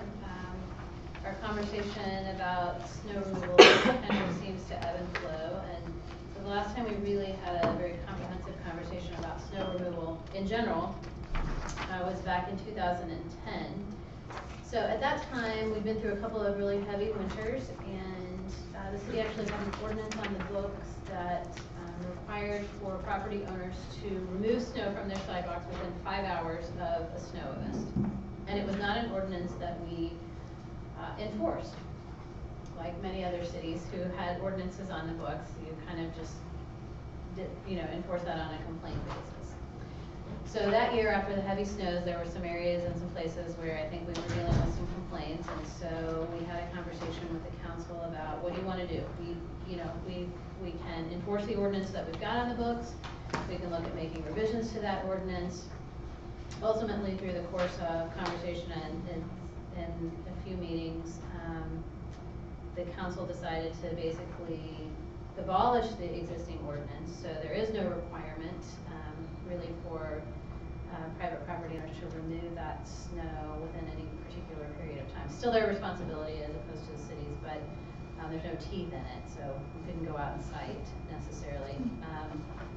And they passed a resolution, which I think we've included in your packet, which encouraged residents to remove snow from the sidewalk. So it was very resident friendly. At that time, I think maybe there was some PR. The city of Lawrence around that time was maybe out writing tickets to people who weren't clearing snow off their sidewalks, and that just wasn't an image or a perception that the council wanted to have.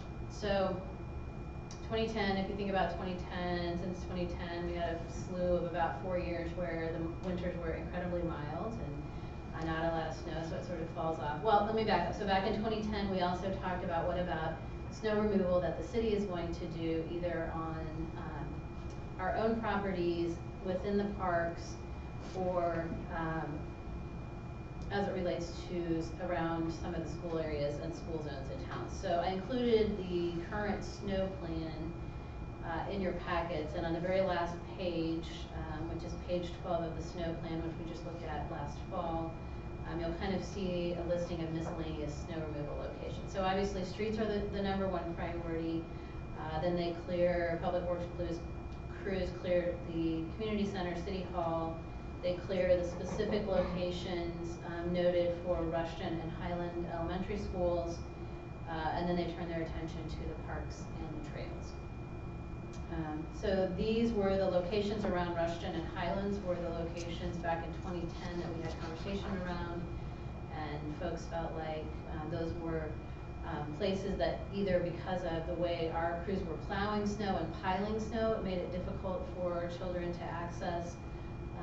And there was maybe some additional work that might be too much for volunteers. There was also a conversation back in 2010, Martha can help me, it's not reflected in the minutes, but there was also some conversation about sort of organizing some volunteer corps of parents at these various elementary schools who might be willing to come out and help. I don't think that ever got very far off of the ground. That was going to be something the PTAs and the parents took on and not the city. So I kind of think languished on the vine, or as you have mild winters and then your kids move on from those schools, it's not as high a priority any longer.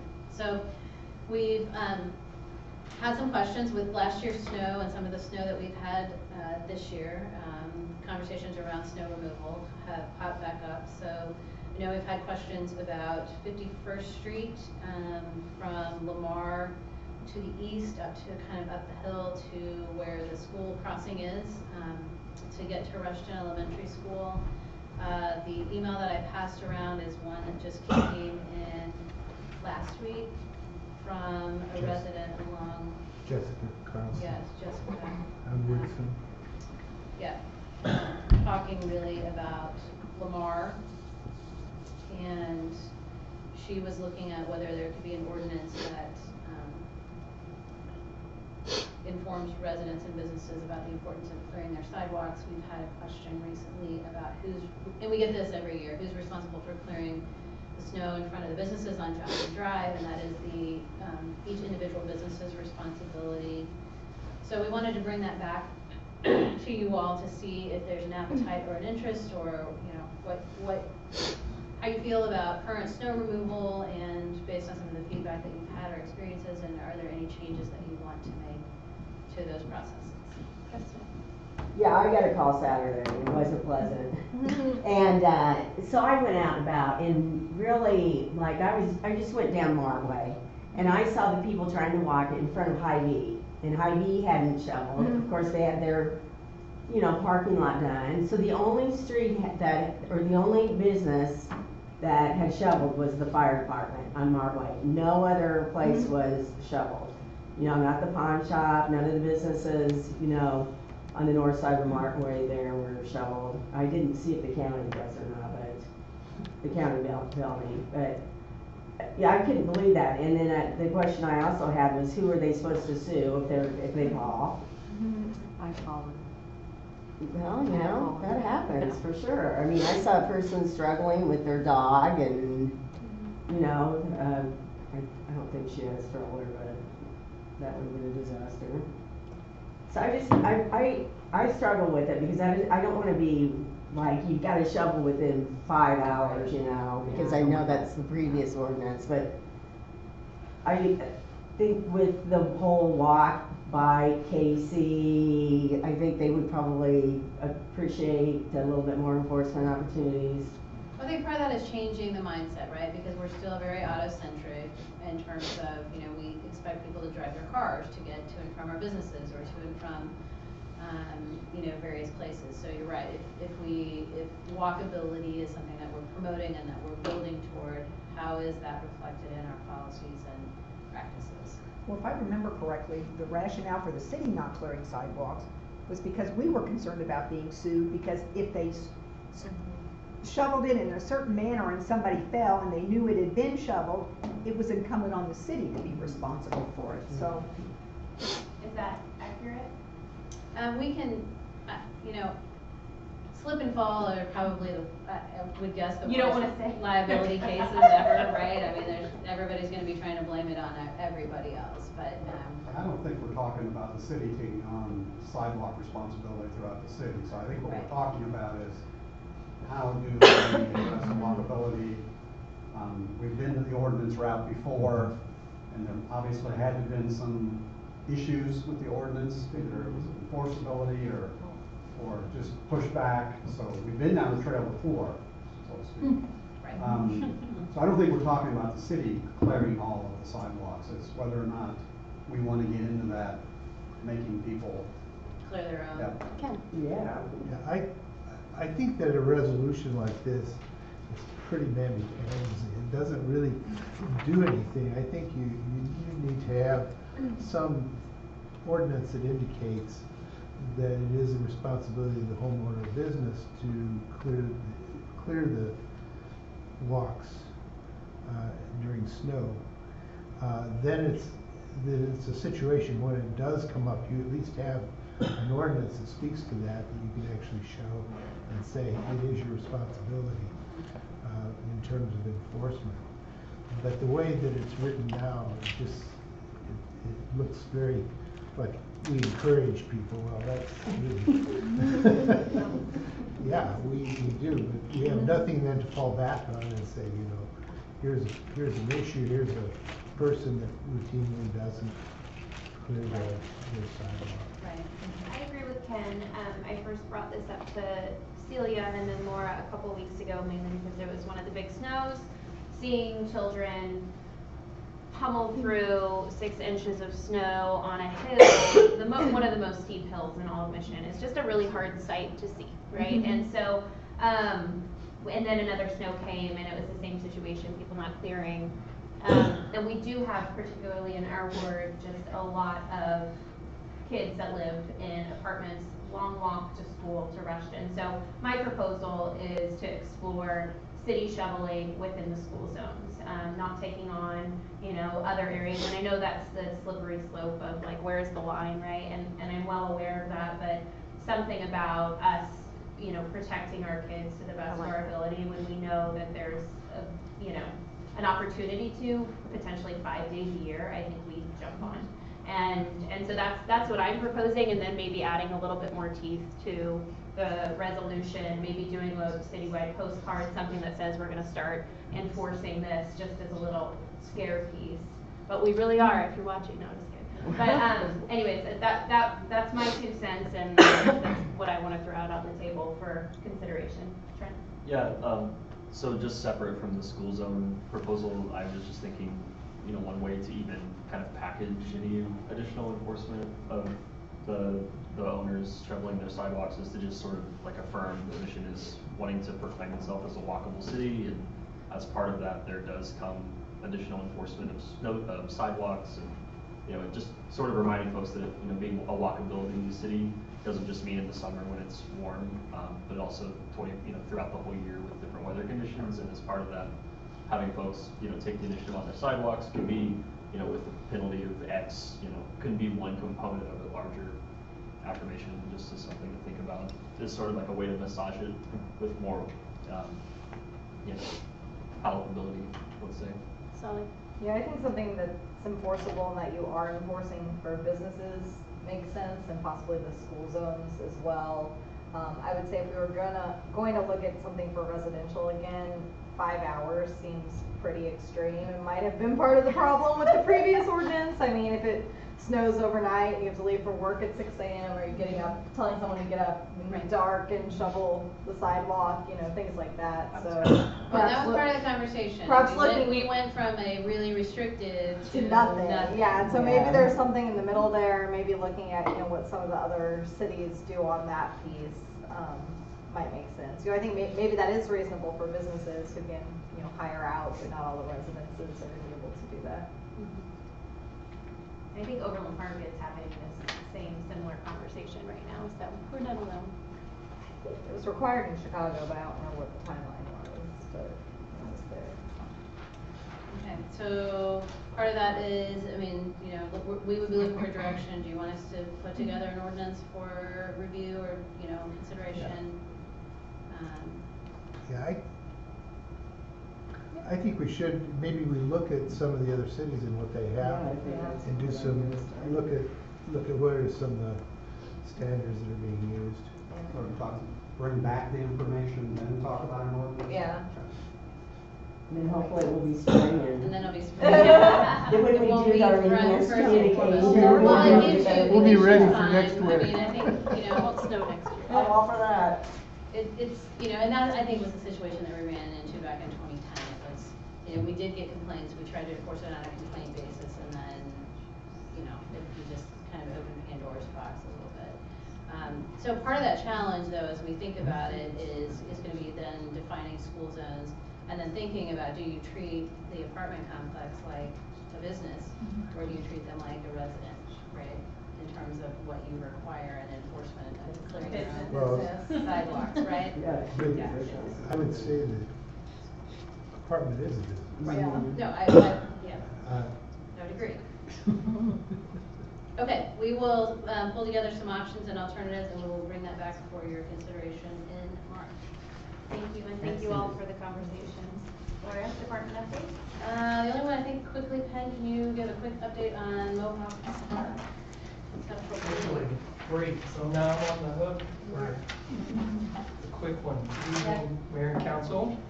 A quick update on the Mohawk Park redesign. We contracted with Confluence, and they're subcontracting with SFS Architects to design a restroom for Mohawk Park and the neighboring residents. We had our first steering committee January 16th, and essentially the steering committee was all major stakeholders that utilize it or in some way access it for their needs. One of them was Northeast United Soccer Group, that's John Laytonser. We have a resident, Millhaven, actually a couple also. But one of them is Michelle Davenport. Councilmember Solly is on the steering committee, as well as 2 Park Recreation and Tree Commission members, Ben Josie and Ann O'Leary, and then of course myself, and then ICC Laura on everything we discussed. We had 2 renderings. They were based primarily off the master plan. that was created a few years ago, and some feedback that we had gotten, kind of throughout the process of the last couple of months. They came to the meeting, presented it. We got some feedback on initial feelings. One of them, the parking lot was off Lamar. One of them, the parking lot was coming off of 67th. And then there's a smaller parking lot on the eastern portion of Mohawk. The amenity location is generally centralized, and then one rendering had more walkable trails, and the other one had a couple more multi-purpose courts and horseshoe pit type elements. So I believe the steering committee proposed that we factor in universal design as an important element. We consider the needs of every age demographic.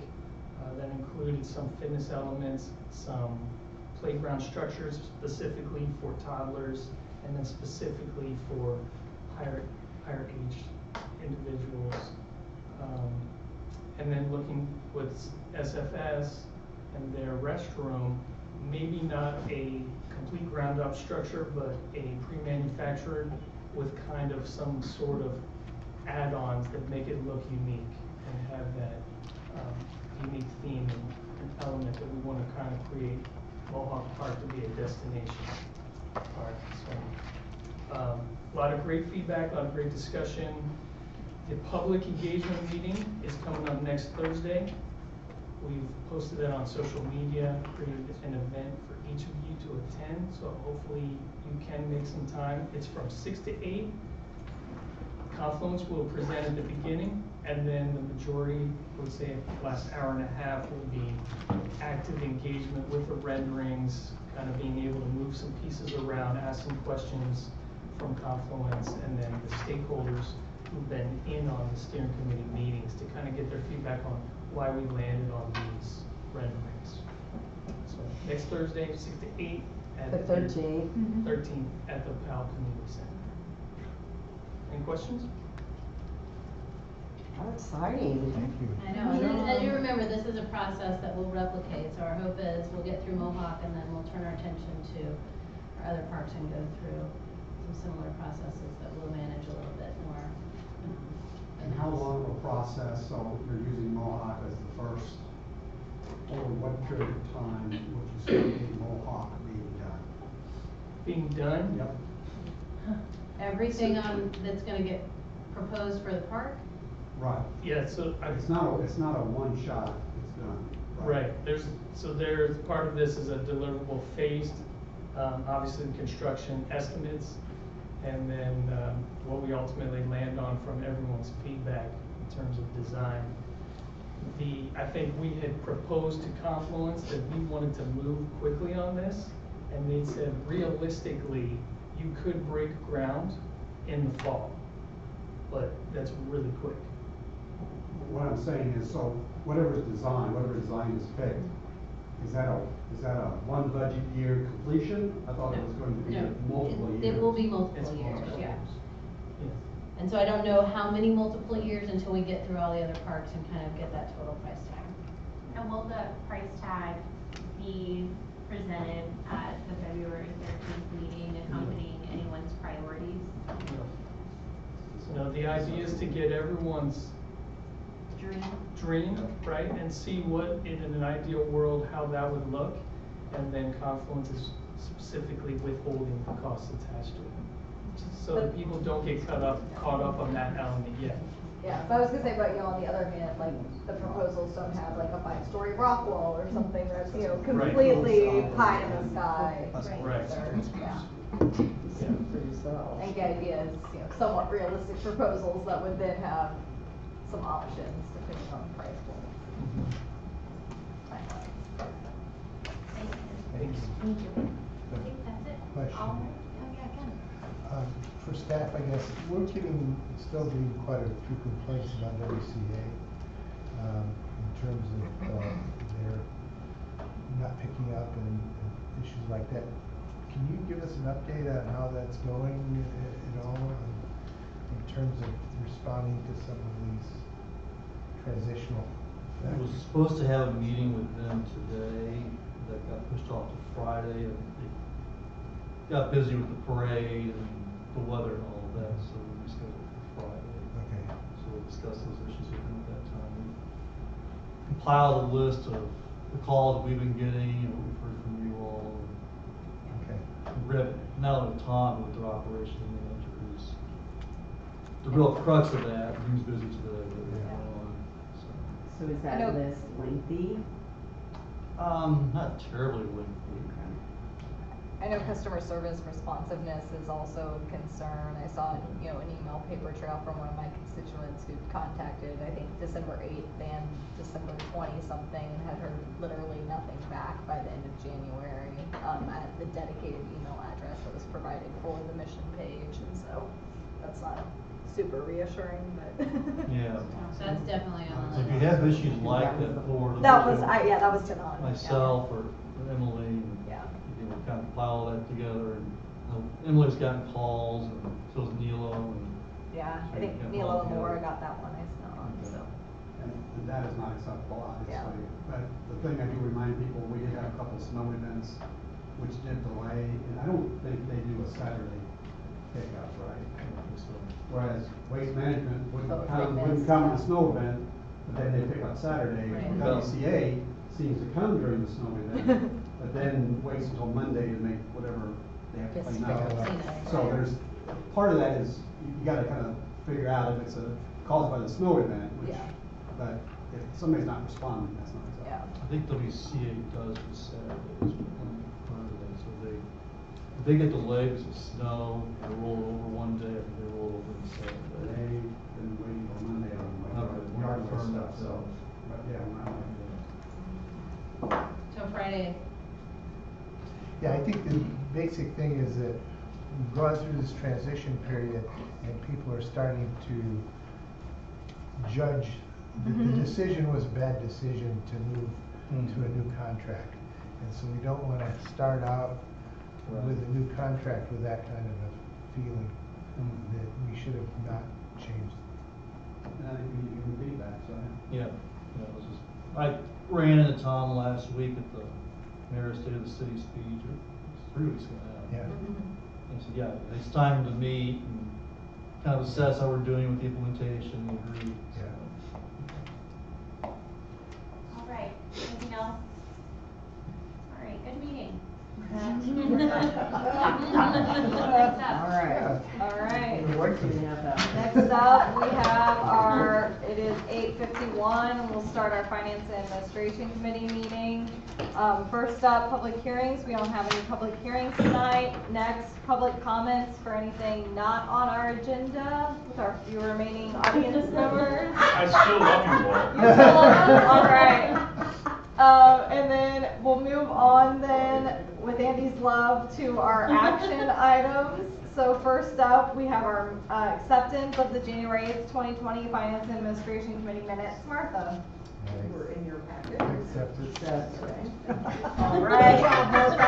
Next we have. Sometime between now and her retirement day, you guys have to give her just a little bit of grace on the agenda item. Next, we have a resolution authorizing a lease purchase agreement with U.S. Bancorp to finance the acquisition of police vehicles and associated equipment. Brian and the chief. Okay, thank you. The chief and I spoke to you last month about the purchase of 6 new frontline police vehicles to replace existing vehicles. That was a cost of $244,000. There was also a cost for outfitting those vehicles with lights and sirens and cages in the back. It's about $120,000. And then finally, mobile data terminals to go inside those vehicles. Cost of about $42,000 change. So we discussed the ability to be able to purchase all that or finance all that through a lease purchase agreement. You all authorized us through the adoption of a resolution to proceed in that direction. So we worked with Ellers, our financial advisor, and Gilmore and Bell, our bond counsel. We developed an RFP soliciting proposals from banking institutions for the best interest rate and terms on a lease purchase agreement. We sent to 15 different financial institutions, both locally and I think one actually nationally on the East Coast somewhere. And we got back 4 proposals by our deadline of January 30th. And you can see in your packet the proposed interest rates. U.S. Bancorp had the lowest interest rate, and they had no additional fees. The other 3 had fees for documentation or setting an escrow account. We've worked with U.S. Bancorp. We actually purchased our last vehicles through them. That worked out real well. So we've had experience with them.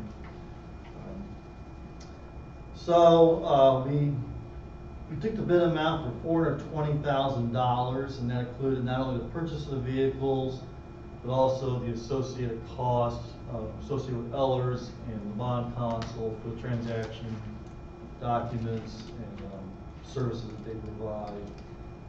So we're looking at an interest rate overall of the 4-year term at $19,204.54 for a grand total of $439,204.54 for the transaction. We would recommend going with U.S. Bancorp on the lease purchase agreement. Gilmore and Bell is working on the final documents, and those will be included in your packet in 2 weeks. Questions for Brian? I suggest we go to consent. All right. Thank you. Next up, we have the purchase of a police department server for the WatchGuard video storage. It was exciting.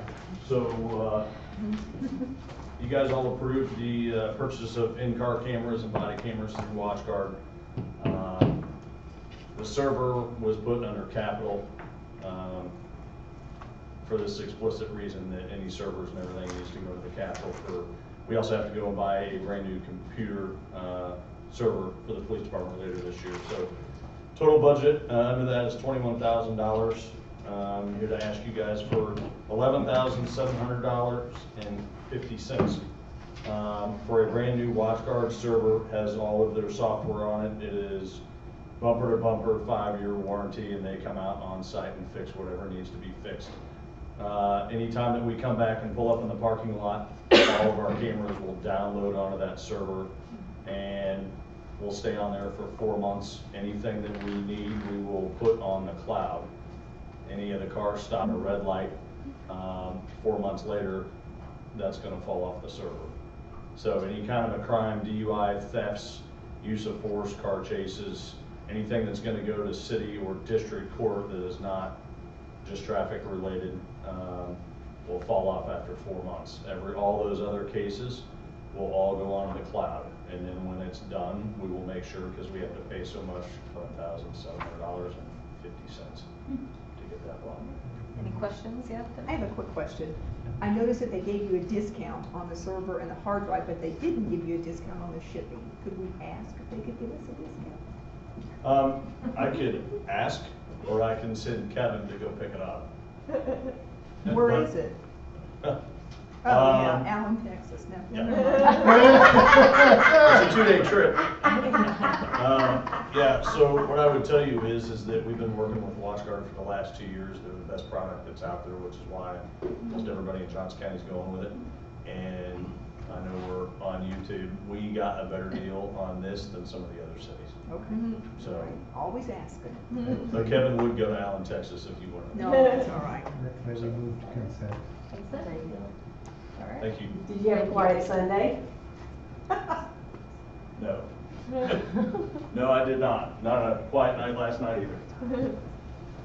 All right. Next, we have a massage establishment application for Christine Fotland, LMT, 5845 Horton, Suite 202. Martha. Yes, she has submitted all the required applications. Fees has gone through the background investigation, and Chief Hadley has signed off on that. Massage establishments do need to be approved by council, and once that is approved, if it's approved, she'll also get her massage therapist license. And Milo will go by and inspect the premises to make sure it meets all our requirements, but she'll be practicing on her own. Any questions? Yeah. For anyone out there wondering why this is happening, the states that doesn't establish their own massage therapy licensure process, and so the city takes it upon themselves to do that. And I think that's a good thing, and also probably a big challenge. Anyways, quick comment on why that's happening, if anyone's curious, out there watching. Move to consent. Consent? All right. Thank you.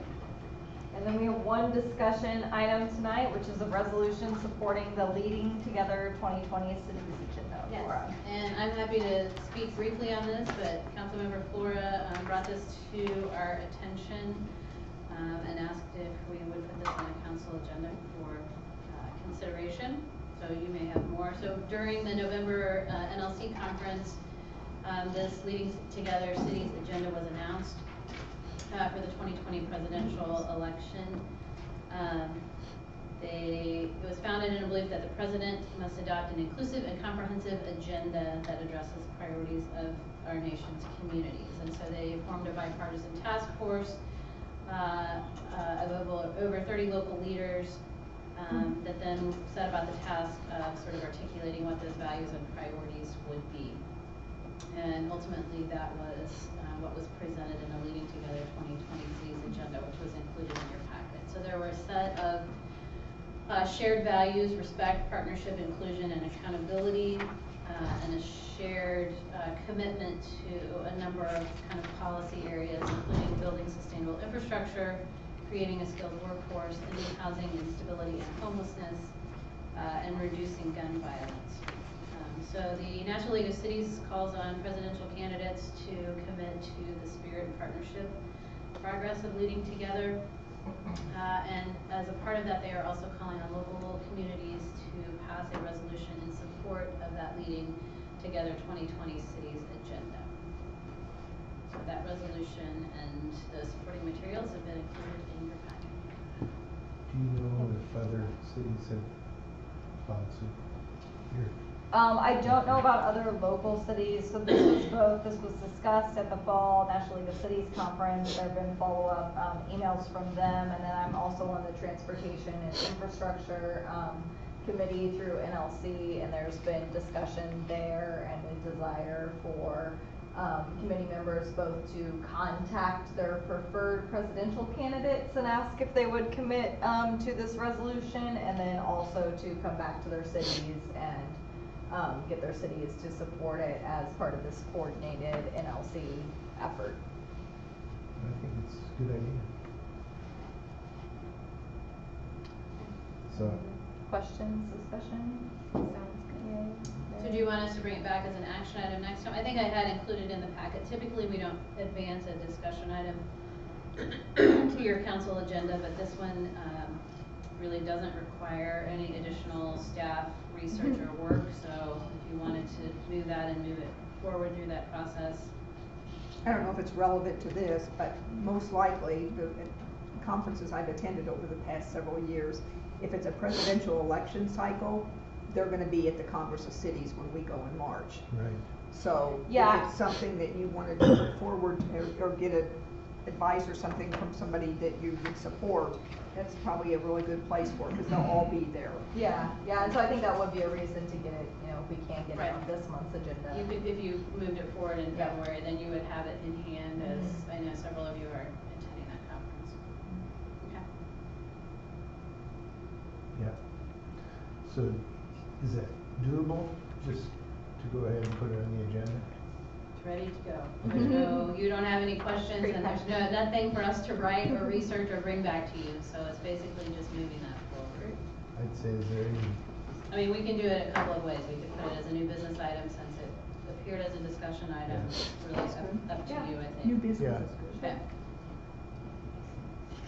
All right, and then last we have any more department updates that you forgot last time? Not really a department update. I think we had talked with you all and sought your support of the city being partner or submitting an application to the National League of Cities for some additional work around the another climate action summit, and we did receive notification last week that we were not successful in securing that grant. Oh, really? So I don't know what the next steps are. That just came out late last week.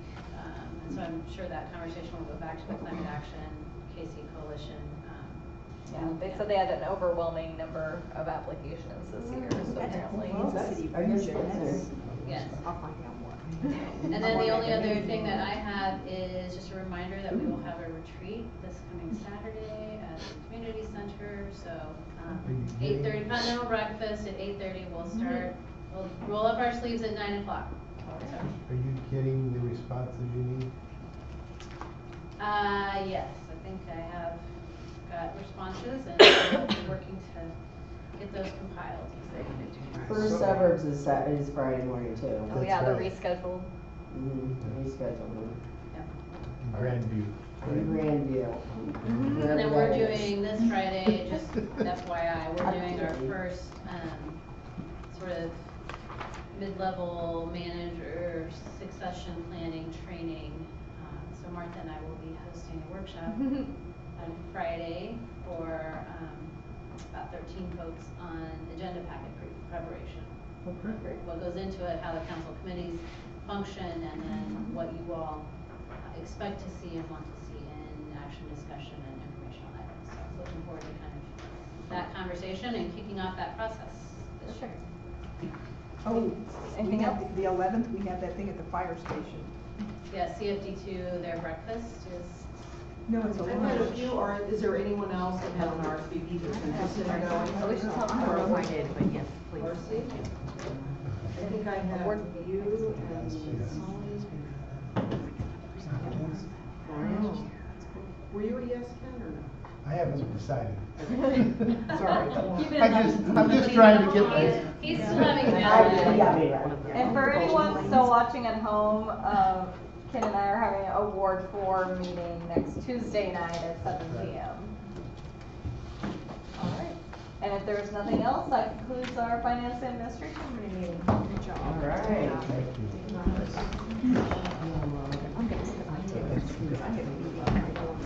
What tickets? Well, I haven't paid mine yet.